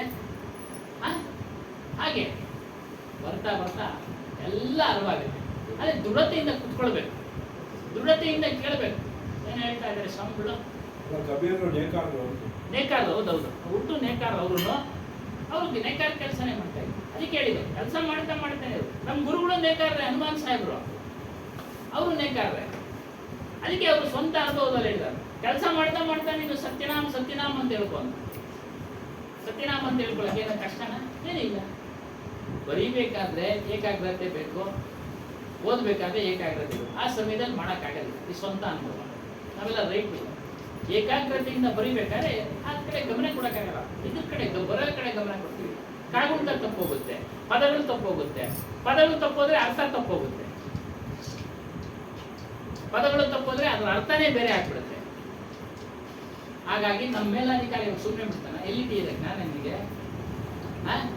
ಸರಿಯಾಗಿ ಬರೆಯೋಕ್ಕಾಗಲಿಲ್ಲ, ಸರಿಯಾಗಿ ಕೆಲಸ ಮಾಡೋಕ್ಕಾಗಲ್ಲ, ಆಗ ಮಾಡ್ಲಿಕ್ಕಾಗಲ್ಲ. ಅದು ಸ್ವಂತ ಅನುಭವ. ಬೇರೆ ಸಮಯದಲ್ಲಿ ಹೊರಗಡೆ ಎಲ್ಲ ಹಾಕಿರ್ತೀವಿ, ನಿಂತಿರ್ತೀವಿ, ನೋಡ್ತಾ ಇರ್ತೀವಿ, ಮಾಡ್ಕೊ. ಇವತ್ತಿನ ಎಲ್ಲ ಸ್ಪೆಷಲ್ ಡ್ಯೂಟಿಗಳು ಹಾಕ್ಬಿಟ್ಟಿದ್ದಾರೆ. ಹಂಗೆ ನಮಗೂ ಆಗ್ತಾ ಇದ್ರು. ಸುಮ್ಮನೆ ಕುಂತಿರೋ ಮಾಡ್ಕೊ, ಅಲ್ಲೇನು ಕೆಲಸ? ಸುಮ್ಮನೆ ನಿಂತಿರ್ಬೇಕು, ನೀವು ಇಲ್ಲಿ ಕುಳಿತಿರ್ಬೇಕು. ಅವಾಗೆಲ್ಲ ಏನು ಮಾಡ್ತೇವೆ? ಅವಾಗ ಎಲ್ಲೋ ಗೊತ್ತಾಗುತ್ತೆ ಮನಸ್ಸು, ಅವಾಗಾದ್ರೂ ಮಾಡ್ಕೊಳ್ಬೇಕು. ಅದೇ ರೀತಿ ಕೆಲಸ ಕರಗತ ಆದ್ಮೇಲೆ ಇನ್ನೇ ಕೈ ಕೆಲಸಗಳೆಲ್ಲ ಮಾಡ್ಕೊಳ್ಬೋದು. ಆಮೇಲೆ ಮಾಡ್ಕೊಳ್ಬೋದು. ಅದನ್ನೇ ಹೇಳ್ತಾರೆ, ಬಂದಾಗೆಲ್ಲ ನೀನೇನಪ್ಪ ಮಾಡ್ತಾ ಇದ್ಯಾ? ಮನುಷ್ಯ ಜನ್ಮ ಬಂದಾಗೆಲ್ಲ ತಿಂದಿದ್ದನ್ನೇ ತಿಂತಾ ಇದ್ಯಾ, ಹಣ್ಣಲ್ಲಿದೆ, ಮಾಡಿದ್ದನ್ನೇ ಮಾಡ್ತಾ ಇದ್ಯಾ. ಅದೇ ಹೇಳ್ತಾರೆ, ಕರ್ನೆ ಭೋಗನೆ, ಭೋಗಿಸೋದನ್ನೇ ಭೋಗಿಸ್ತಾನೆ ಇದೆಯಾ, ನೋಡಿದ್ದನ್ನೇ ನೋಡ್ತಾನೆ ಇದೆಯಾ, ಕೇಳಿದ್ದನ್ನೇ ಕೇಳ್ತಾ ಇದ್ಯಾ. ಆಡ್ ಚೆನ್ನಾಗೈತೆ ಅಂತ ಹಾಕೊಂಡು ಕೇಳ್ತಾ ಇರ್ತಿಲ್ಲ. ಏನ್ ಸುಮ್ಮನೆ ಚೆನ್ನಾಗಿ ಅರ್ಥಗರ್ಭಿತವಾಗಿದೆ, ಅರ್ಥಗರ್ಭಿತವಾಗಿದೆ ಕೇಳೋಣ. ಅದ್ರ ಮೇಲೆ ಇನ್ನೊಂದು ಬೇರೆ ಯಾವ್ದೋ ಬಂದ್ಬಿಡುದು, ಈ ಮೂಲೆಗೆ ಹೋಗುದು. ಹೌದಾ? ಆಗ್ತಾ ಇದೀವಲ್ಲ ನಮ್ಮ ಜೀವನದಲ್ಲಿ ಎಂದೆಂದ ಹಾಡ್ಗಳು ಕೇಳ್ಬಿಡ್ತೀವಿ. ಈಗ ಬೇರೆ ಹಾಡ್ಗಳು ಬರ್ತಾ ಇದೆ, ಆ ಶಬ್ದಗಳು ನಮ್ಗೆ ಇಷ್ಟ ಆಗಲ್ಲ, ಬಿಟ್ಬಿಟ್ವಿ. ಮತ್ತೆ ಅದೇ ಚೆನ್ನಾಗಿದೆ, ಕೇಳೋದಕ್ಕೆ ಆಗ್ತಿದೆ. ಅಲ್ವಾ? ಅರ್ಥಪೂರ್ಣವಾಗಿರತಕ್ಕಂಥ ಶಬ್ದಗಳ ಅರ್ಥ ಕೊಡತಕ್ಕಂಥ ನೀವು ವಿಚಾರಗಳನ್ನ ಕೇಳಿ, ವಿಚಾರ ಮಾಡಿ. ನಿಮ್ಮ ಮನಸ್ಸಿನ ಮೂಲಕ, ಬುದ್ಧಿಯ ಮೂಲಕ ಯಾವುದು ನಿಮ್ಗೆ ಇಷ್ಟ ಆದರೆ ತೆಗೆದುಕೊಳ್ಳಿ. ಕವಿತ ಎಲ್ಲ ಬಲಂತ ಅವ್ರು ಮಾಡಲಿ, ನಾನು ನಿಂಬಾಲಿಸು. ಅವ್ರ ಆಶ್ರಮ ಎಲ್ಲೂ ಕೊಟ್ಟಿಲ್ಲ. 4 ಜನ ಶಿಷ್ಯರು, ಶ್ರುತಿ ಗೋಪಾಲ್, ಭಗವಾನ್ ದಾಸ್, ಜಾಗೋ ದಾಸ್, ಧನಿ ಧರ್ಮದಾಸ್. ಉತ್ತರ ಭಾರತದಿಂದ ಬಿಹಾರ, ಪಾಟ್ನಾ, ಆ ಕಡೆ ಈ ಕಡೆ ಎಲ್ಲ ಹೋಗ್ತಿದ್ರು. ಛತ್ತೀಸ್ಗಢದಲ್ಲಿ ಧನಿ ಧರ್ಮದಾಸರ ಪಂಥ ಬಂತು. ಅದೇ ರಾಮಖೇಡ್ ಅಂತ. ಅವರು 4 ಜನ ಮಕ್ಕಳು ಧನಿ ಧರ್ಮದಾಸರಿಗೆ. ಕೊನೆಯವರು ಮೂಲಕ ಉತ್ಪತ್ತಿಯಾಗಿದೆ ಬುರಾನ್ಪುರ ಪರಂಪರೆ. ಬುರಾನ್ಪುರದ ಪರಂಪರೆ ಬೇರೆ ಆಗಿರ್ಬೋದು, ಆದ್ರೆ ವಿಚಾರಗಳು ಹನುಮಾನ್ ಸಾಹೇಬರು ಪರ್ಷಿಯಾ ಪರಂಪರೆಯವರಾಗಿದ್ರು ಕೂಡ ವಿಚಾರಗಳನ್ನು ಇದನ್ನೇ ಹೇಳ್ತಾ ಇದ್ರು. ರೂಢಿ ಪೂಜೆ ಪುನಸ್ಕಾರ ಅದನ್ನು ಮಾಡ್ತಾರೆ. ಈ ವಿಚಾರ ನಾನು ಸಂತೋಷ್ ಸಾಹೇಬ್ರ ಹತ್ರ ವಿಚಾರ ಮಾಡಿದೆ. ಏನು ನಮ್ಗೆ ಈ ಗುರುಗಳ ಮೂಲಕ, ಈ ರೂಢಿ ಮೂಲಕ ನಮ್ಗೆ ಆತ್ಮಜ್ಞಾನ ಪರಿಚಯ ಆಯ್ತು, ಬಿಡ್ಬೇಕಾ ಮಾಡ್ಬೇಕಾ? ಮಾಡು, ಅದ್ರ ಮೂಲಕನೇ ನಿನ್ಗೆ ಪರಿಚಯ ಆಗಿದೆ. ಆಗ್ಲೇ ಹೇಳ್ತಾರ, ಆಧ್ಯಾತ್ಮಕ್ಕೆ ಸೃಷ್ಟಿ ಮಾಡಿದವನ, ನಮ್ಮನ್ನು ಹುಟ್ಟಿಸ್ತವನ ಗುರು. ಆ ರೂಢಿಗಳು ಅದೇನು ಬುರಾದಾಕಾರವಾಗಿ ಮಾಡ್ತಾ ಇಲ್ಲ ಹನುಮಾನ್ ಸಾಹೇಬ್, ಸಿಂಪಲ್ ಆಗಿ. ಇನ್ನು ಜನವಾರ ಹಾಕೋದ್ರ ಬಗ್ಗೆ ವಿಚಾರ ಬಂತು. ಜನವಾರ ಕಬೀರ್ ಪರಂಪರೆಯಲ್ಲಿ ಎಲ್ಲೂ ಸಹ ಜನವಾರ ಹಾಕೋದಿಲ್ಲ, ಎಲ್ಲೂ ಸಹ ಜನವಾರ ಹಾಕೋದಿಲ್ಲ. ನಮ್ಮ ಒಂದು ಜ್ಞಾನದಾಸರ ಪರಂಪರೆ, ಅವ್ರ ಮೂಲಕ ಹನುಮಾನ್ ದಾಸರ ಪರಂಪರೆ. ಜನವಾರದಲ್ಲಿ ಆತ್ಮ ಇಲ್ಲ ಸ್ವಾಮಿ, ದೇಹದಲ್ಲೇ ಇಲ್ಲ ಅಂದ್ಮೇಲೆ ಜನವಾರದಲ್ಲಿ ಇರುತ್ತಾ? ಇದೇ ನೆನ್ನೆ ವಿಚಾರ. ಜನವಾರ ದೇಹದಲ್ಲೇ ಇಲ್ಲ, ದೇಹಕ್ಕೆ ಬೇರೆ ಇದ್ದಾನೆ, ಅರಿತಾ ಇದ್ದಾನೆ. ಜನವಾರದಲ್ಲಿ ಅದೊಂದು ರೂಢಿ ಸ್ವಾಮಿ. ಅದರಲ್ಲೂ ಒಂದು ವಿವೇಕ ಇದೆ ನೋಡಿ ಗುರುಗಳದು. ಅವರೇನು ಅಷ್ಟು ಮಟ್ಟಿಗೆ ಅದನ್ನ ಪಾಲನೆ ಮಾಡ್ತಾ ಇಲ್ಲ. ಅದರಲ್ಲೂ ಸಮಾನತೆ ತಂದ್ರು. ಇಷ್ಟ ಇದ್ರೆ ಯಾರು ಬೇಕಾದ್ರೂ ಹಾಕಿಸ್ಕೊಳ್ಬೋದು. ಇಷ್ಟ ಇದ್ರೆ ಬಂದತಕ್ಕಂಥ ಸಂತರು ಯಾರು ಬೇಕಾದ್ರೂ ಹಾಕಿಸ್ಬೋದು. ಆಗಿಸ್ಕೊಳ್ಬಹುದು, ಅದರಲ್ಲೂ ಬಲಂತ ಏನಿಲ್ಲ. ಸಮಾನತೆ ಯಾವ ರೀತಿ ಅಂದ್ರೆ ಜ್ಞಾನವನ್ನ ಯಾವ ರೀತಿ ಎಲ್ಲರೂ ತಿಳಿಬಹುದು, ಇದನ್ನು ಎಲ್ಲರೂ ಹಾಕ್ಬೋದು. ಏನೋ ಬ್ರಾಹ್ಮಣ, ವೈಶ್ಯ, ಶೂದ್ರ, ಕ್ಷತ್ರಿಯ 4 ವರ್ಣಗಳಿದ್ದಾವೆ ಮೊದಲಿಂದಲೂ. ಆ ಶೂದ್ರದ ಅಡಿಯಲ್ಲಿ ಎಷ್ಟೋ ಉಪಜಾತಿಗಳು, ನೇಕಾರ, ಕುಂಬಾರ, ಕುಂಚಿಟಿಗ, ಬೆಸ್ತ, ಏನ್ ಸ್ವಾಮಿ, ಇದೆಲ್ಲ ಶೂದ್ರರ ಅಡಿಯಲ್ಲೇ ಬರೋದು. ಎಲ್ಲರೂ ಹಾಕೊಳ್ಳಬಹುದು ಅನ್ನೋ ದೃಷ್ಟಿಯಿಂದ ಮಾಡಿದ್ರು ಸಮಾನತೆ. ಎಲ್ಲರೂ ಯಾವ ರೀತಿ ಜ್ಞಾನ, ಆತ್ಮಜ್ಞಾನವನ್ನ ತಿಳಿಬಹುದು ಅನ್ನೋ ಸಮಾನತೆಯನ್ನು ತೋರಿಸ್ಕೊಂಡವರು ಬಸವಣ್ಣವರು, ಕಬೀರ್ ಸಾಹೇಬರು. ಕೆಲವರು ಹೇಳಲಿಲ್ಲ ನಮ್ದೇ ಶ್ರೇಷ್ಠ, ಅದನ್ನು ಅಂತವ್ರೆ ನಮ್ಮ ಮುದ್ರೆನೇ ಶ್ರೇಷ್ಠ. ಮುದ್ರೆ ಹಾಕ್ಬಿಟ್ರೆ ಸೊಗ ಸಿಕ್ಬಿಡ್ತ, ಮುದ್ರೆಗಳು ಹಾಕ್ಸ್ಕೊಳ್ತಾರಲ್ಲ, ನೋಡ್ತಾ ಇದೀವಿ ಒಂದು ದಿವಸ ಅಲ್ವಾ. ಒಂದು ಸೆಕೆಂಡು ಬಿಡು ತಗೊಂಡು ಅದನ್ನು ಹುಡುಕಿ ಹೇಳ್ಬಿಡೋಣ ಮುದ್ರೆ ಬಗ್ಗೆ. ಅವಕಾಶ ಕೊಡ್ತೀರಾ? ವೈಷ್ಣವ ಮುದ್ರೆ 127. ಗುರ್ತ ಅಷ್ಟೇ ಅಷ್ಟೇ ಅಷ್ಟೇ, ಅದರಿಂದ ಮೋಕ್ಷ ಸಿಗೋದಿಲ್ಲ. ದೇಹಕ್ಕೆ ಚಕ್ರ ಮುದ್ರೆ ಅಂದ್ರೆ ವೈಷ್ಣವ ಮುದ್ರೆ ಹಾಕಿಸಿಕೊಂಡವರು ಯಮಪುರಕ್ಕೆ ಹೋಗದೆ ಶ್ರೀಹರಿಯ ಬಳಿಗೆ ಹೋಗುವರೆಂದು ಕೆಲವರು ಆಚಾರ್ಯರು ಹೇಳಿಕೊಳ್ಳುತ್ತಾರೆ. ಹೀಗೆ ಹೇಳಿಕೊಳ್ಳುವವರು ಅತಿ ಮೂರ್ಖರೇ.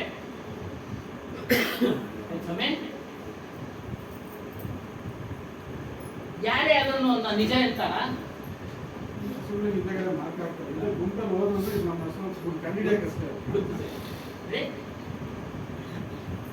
ನೋಡಿ ಯಮ ಹೇಳ್ತಾನೆ, ಯಾವುದು ಸಾಯ್ತೈತಲ್ಲ ದೇಹ, ಅದಕ್ಕೋಸ್ಕರ ಇದು ಮಾಡಬೇಡಿ, ಮೌನ ಮಾಡಬೇಡಿ. ಯಾವುದು ಆತ್ಮ ಸಾಯಲ್ಲ, ಅದಕ್ಕೆ ನೀವು ಇದನ್ನ ಇದು ಮಾಡಿರ್ತಾರೆ. ಯಾಕೆ ಕೊಟ್ಟಿದ್ದು ಅಂತ ನಾವು ಹೇಳಿದ್ದು. ಕೆಲವ್ರು ಕೇಳ್ಬಿಟ್ರು, ಜೆರಾಕ್ಸ್ ಕೊಡಿ ನಮ್ಗೆ, ನೀವು ಹೇಳಿದ್ದ ಸುಳ್ಳು ಹೇಳ್ತೀವೇನೋ ಅಂತ.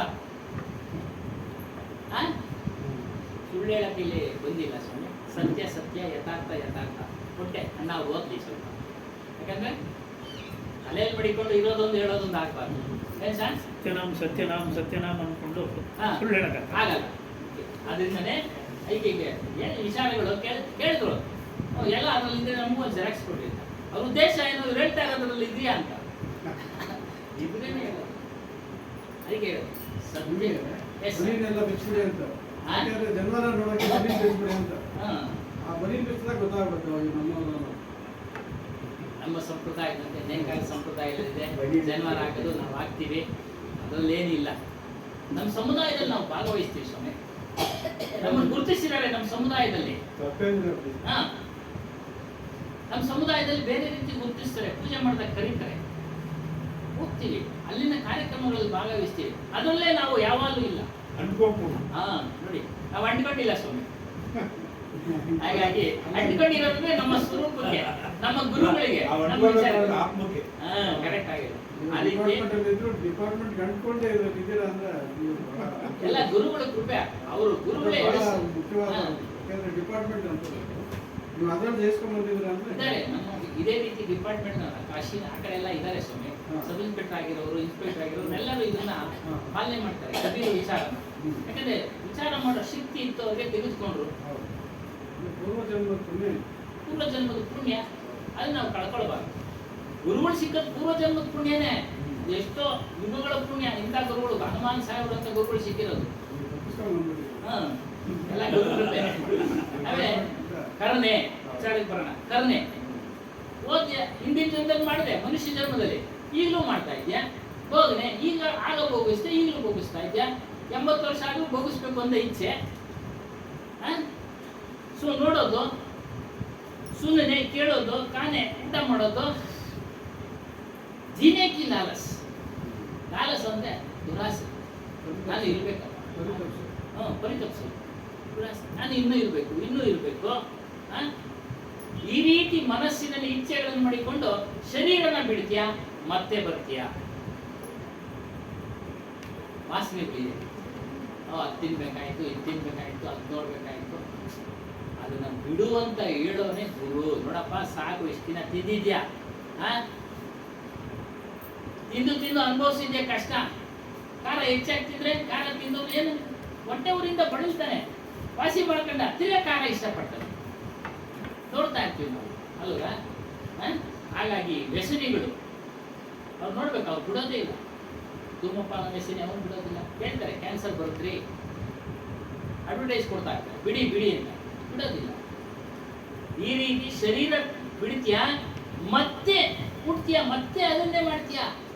ಊಟ ಮಾಡೋದು, ತಿನ್ನೋದು, ನಿದ್ರೆ ಮಾಡೋದು. ಬೀಡಿ ಸಿಗರೇಟ್ ಸೇರಿದ್ರೆ ಕ್ಯಾನ್ಸರ್ ಬರ್ತದೆ ಅಂತ ಡಾಕ್ಟರ್ ಅಂದರೆ, ಇಲ್ಲ ನಾನು ಸೇರಿದ್ರೆ ಹೊಗೆ ಬಂತು ಅನ್ನೋರಿಗೆ ಏನು ಹೇಳಕ್ಕ? ಈ ರೀತಿಯಾಗಿ ಇಚ್ಛಾ का रह जाने लौटने का कारण है. ವಾಪಸ್ ಬರಕ್ಕೆ ಏನು ಕಾರಣ, ಹುಟ್ಟೋದಕ್ಕೆ ಏನು ಕಾರಣ ಅಂತ ಅಂದ್ರೆ ಇಚ್ಛೆಗಳು, ಅದನ್ನ ವಾಸನೆಗಳು ಅಂತ ಹೇಳ್ತಾರೆ. ದೇಹ ವಾಸನೆ, ಲೋಕ ವಾಸನೆ, ಶಾಸ್ತ್ರ ವಾಸನೆ. ದೇಹ ಮತ್ತೆ ಹುಟ್ಟಬೇಕಪ್ಪ, ಇಚ್ಛೆನೇ ಕಾರಣ. ಮುಂದೆ ಪ್ರಧಾನಿ ಆಗೋ ತರ ಹುಟ್ಟಬೇಕು, ನಾನು ರಾಜನ ಆಗೋ ತರ ಹುಟ್ಟಬೇಕು. ಅವ್ರಿಗೆ ಎಷ್ಟೊಂದು ಆಳು ಕಾಳುಗಳು ಇರ್ತಾರೆ ನೋಡಿ, ನಮಗೂ ಆಸೆ ಬಂದ್ಬಿಡ್ತಾರೆ, ನಾವು ಹಂಗೆ ಆಗ್ಬಿಟ್ಟಿದ್ರೆ ಎಷ್ಟೊಂದು ಚಂದ. ನಾವು ಆ ಇಚ್ಛೆ ಮಾಡಿಕೊಂಡು ದೇಹ ಬಿಡ್ತಾನೆ, ಮತ್ತೆ ದೇಹ ಬಂದ್ಮೇಲೆ ಸುಖನೋ ದುಃಖನೋ? ದುಃಖ ಅಲ್ವಾ? ದೇಹ ಬಂದು ಒಂದು ಕೋಲ್ ಹಿಡ್ಕೊಂಡು ಓಡಾಡ್ತಾ ಇಲ್ಲ, ಕೋಲ್ ಹಿಡ್ಕೊಂಡು ಓಡಾಡ್ತಾರೆ. ನಮಗೂ ಒಂದಿನ ಬರುತ್ತೆ ಕೋಲ್ ಹಿಡ್ಕೊಂಡು ಓಡಾಡೋದು, ಬಂದೇ ಬರುತ್ತೆ. ಅದು ತಪ್ಪಿದ್ದಲ್ಲ, ಯಾರಿಗೂ ತಪ್ಪಿದ್ದಲ್ಲ. ಗಾಂಧೀಜಿ ಕೋಲ್ ಹಿಡ್ಕೊಂಡು ಅವರು ಸಪೋರ್ಟ್ ತಗೊಳ್ಳೋರು, ಕೋಲ್ ಸಪೋರ್ಟ್. ಹೀಗೆ ಆಳು ಕಾಳಿದ್ರೆ ಹಿಡ್ಕೊಂತಾರೆ, ಇಲ್ದಾಗ ಕೋಲೆ ಆಶ್ರಯ. ಇದೆಲ್ಲರ ಈ ಅವಸ್ಥೆ ಎಲ್ಲರಿಗೂ ಬರುತ್ತೆ. ಅದೇ ಹೇಳ್ತಾ ಇರೋದು, ಇಚ್ಛೆ ಪಟ್ಟಿದ್ದೆ ನೀನು ಅನುಭವಿಸಲ್ಲ, ಬಂದಿದೆ ಅನುಭವಿಸ.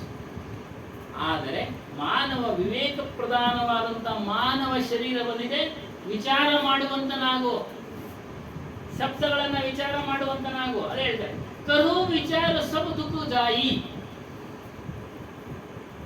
ಎಲ್ಲಾ ದುಃಖದಿಂದ ಕೂಡಿದೆ ಅಂತ ನೀನು ವಿಚಾರ ಮಾಡು. ಮತ್ತು ಸುಖ ಯಾವುದು?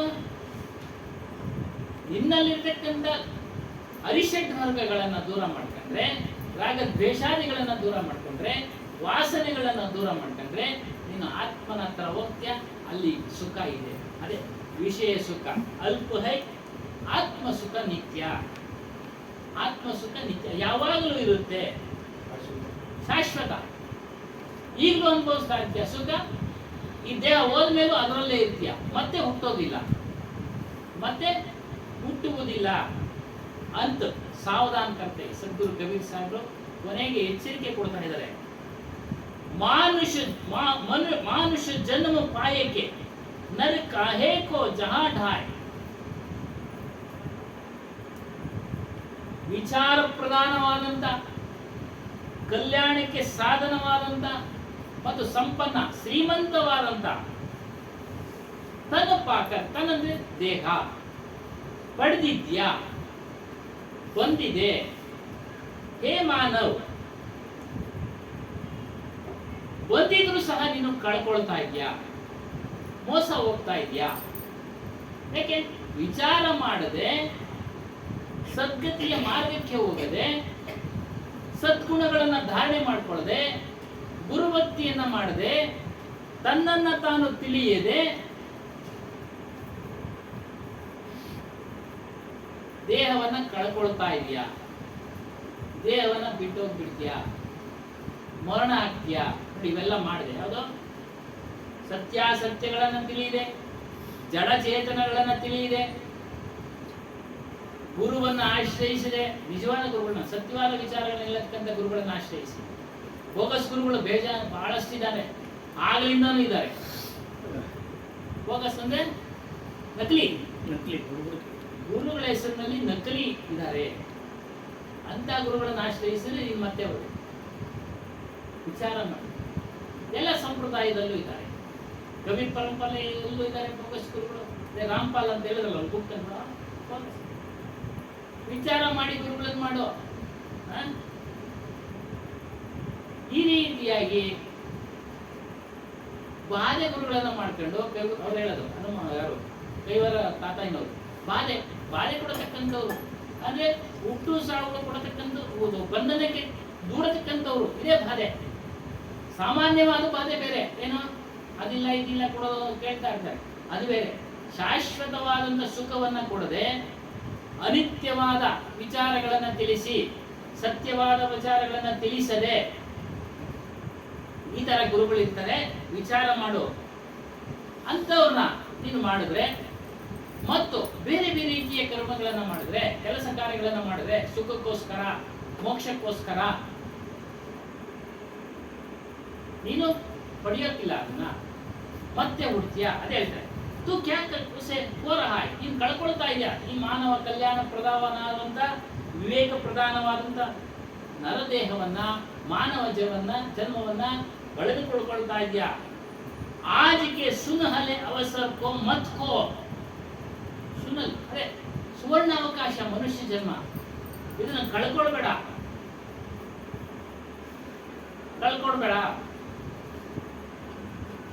ಸತ್ಸಂಗ ನೋಡಿ, ಸದ್ವಿಚಾರ,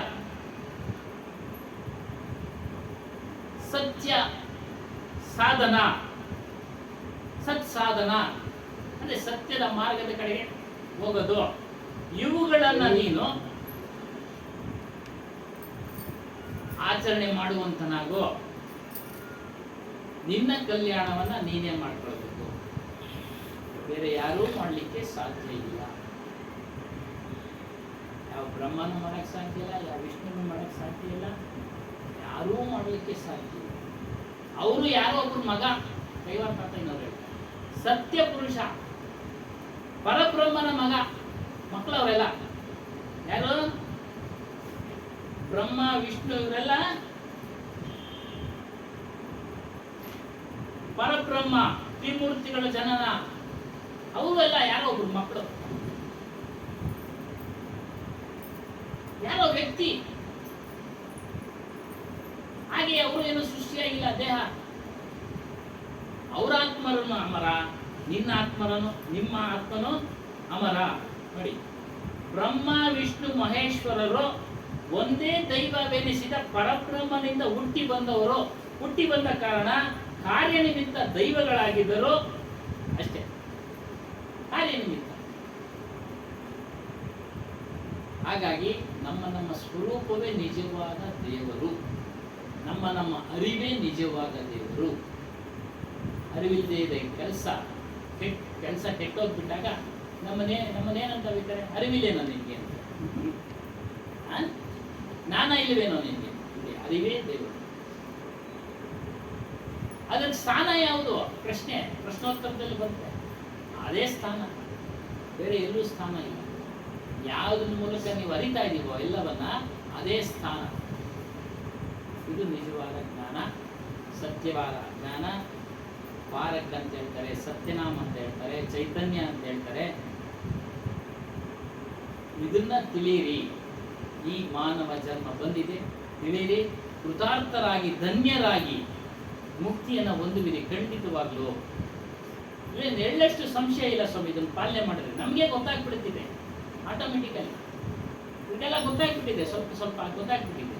ಎಲ್ಲ ಉದಾಹರಣೆ ಕೊಡ್ತಾರೆ. ಯಾವ್ದಾನ ಒಂದು ಉದಾಹರಣೆ ಕೊಟ್ಟು ಕ್ಲೋಸ್ ಮಾಡೋಣ. ಕಾಂತಣ್ಣವರು ಅವಕಾಶ ಕೊಟ್ಟಿದ್ದೀವಿ. ಅದೇನಮ್ಮ?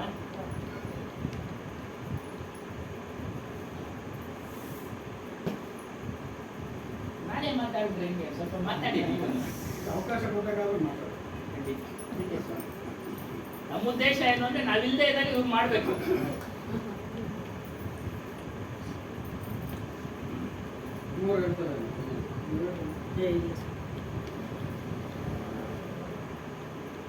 ನಿಮ್ ನಿಜ ಜೀವನದ ಒಂದು ಅನುಭವ ಹೇಳಿ ಅಣ್ಣ, ಸಾಕು. ಇದನ್ನೆಲ್ಲ ಕೇಳಿ ಏನ್ ಆಗ್ತಾ ಇದೆ ನಿಮ್ಗೆ ಅನುಭವ? ನಮ್ಗೆ ಶಾಂತಿ ಸಮಾಧಾನ ಆಯ್ತು ಬಿಡ್ರಿ. ಅದೊಂದು ಇಷ್ಟ ಆಯ್ತು. ಹೇಳ್ತಾರೆ ಇರ್ತದೆ ಹೇಳಿಲ್ಲ, ಪ್ರಾರಬ್ಧ ನಮ್ಗೆ ಏನ್ ಬರಬೇಕು ಅದು ಮುಂದೆ ಬರ್ತದೆ, ಅದ್ರ ಮ್ಯಾಗೆ ಚಿಂತೆ ಬಿಟ್ಬಿಡ್ರಿ ಅಂತ. ಮಾಡೋ ಕರ್ತವ್ಯ ಮಾಡ್ತಾ ಇದೆ, ಪ್ರಯತ್ನ ಮಾಡ್ತಾ ಇದೆ. ಏನ್ ಬರ್ತದೆ ಅದು ಬರ್ತದೆ. ಅದು ತಿಳ್ಕೊಂಡ ಮೇಲೆ ಶಾಂತಿ ಸಮಾಧಾನ ಇದ್ದೇ ಇರ್ತದೆ. ಅದೊಂದು ಚೆನ್ನಾಗಿದೆ. ಬಿಡೋದಿಲ್ಲ. ಹೆಂಡತಿನ ಬಿಡು ಅಂತ ಹೇಳಲ್ಲ, ಮಕ್ಕಳನ್ನ ಬಿಡು ಅಂತ ಹೇಳಲ್ಲ. ಅವರವರ ಪ್ರಾರಬ್ಧ ಕರ್ಮಕ್ಕೆ ಅನುಗುಣವಾಗಿ ಅವರು ಸಾಧುಗಳಾಗಿರ್ತಾರೆ, ನಾವು ಗೃಹಸ್ಥರಾಗಿರ್ತಾರೆ. ಹೇಳಿ ಅಮ್ಮ. ಹೇಳಿ ಅಮ್ಮ. ಪ್ರತ್ಯೇಕ ಸುಖ ಅಲ್ಪದ್ದು. ಅಂದ್ರೆ ನಾನು ಒಬ್ಬ ವ್ಯಕ್ತಿ ಪ್ರತ್ಯೇಕವಾಗಿ ವಿಸ್ತಾರವಾಗಿ ಸುಖವಾಗಿರ್ತೀನಿ ಅಂತ ಅನ್ಕೊಳ್ಳೋದು ಅಲ್ಪ. ಗಳಿಕೆ ತೋರ್ಕೆ ಅದು ಒಂದು ಗಳಿಗೆ ಅಷ್ಟೇ, ಅದು ತೋರ್ಕೆ ಮಾತ್ರನೇ ಅಂತಾನೆ ಹೇಳ್ತಾರೆ. ಆತ್ಮ ವಿಸ್ತಾರವಾಗಿರುವುದೇ ನಿತ್ಯ ಸುಖ. ಅಂದ್ರೆ ಆತ್ಮವನ್ನ ವಿಸ್ತಾರವಾಗಿ ತಗೊಂಡೋಗೋದು ಅಂದ್ರೆ ವಿಸ್ತಾರ ಅಂತ ಇವಾಗ ಹೇಳಿದ್ರಲ್ಲ, ಎಲ್ಲರನ್ನ ಸಮನಾಗಿ ನೋಡೋದು ಅಥವಾ ಪ್ರೀತಿಸೋದು ಅಥವಾ ಅವ್ರಿಗೆ ಸಹಾಯ, ಕರುಣೆ, ಪ್ರೀತಿ ಎಲ್ಲವನ್ನ ತೋರಿಸುವಂಥದ್ದು ಆತ್ಮ ವಿಸ್ತಾರವಾಗಿರುವುದೇ ನಿತ್ಯ ಸುಖ. ವ್ಯಕ್ತಿ ಜೀವನದ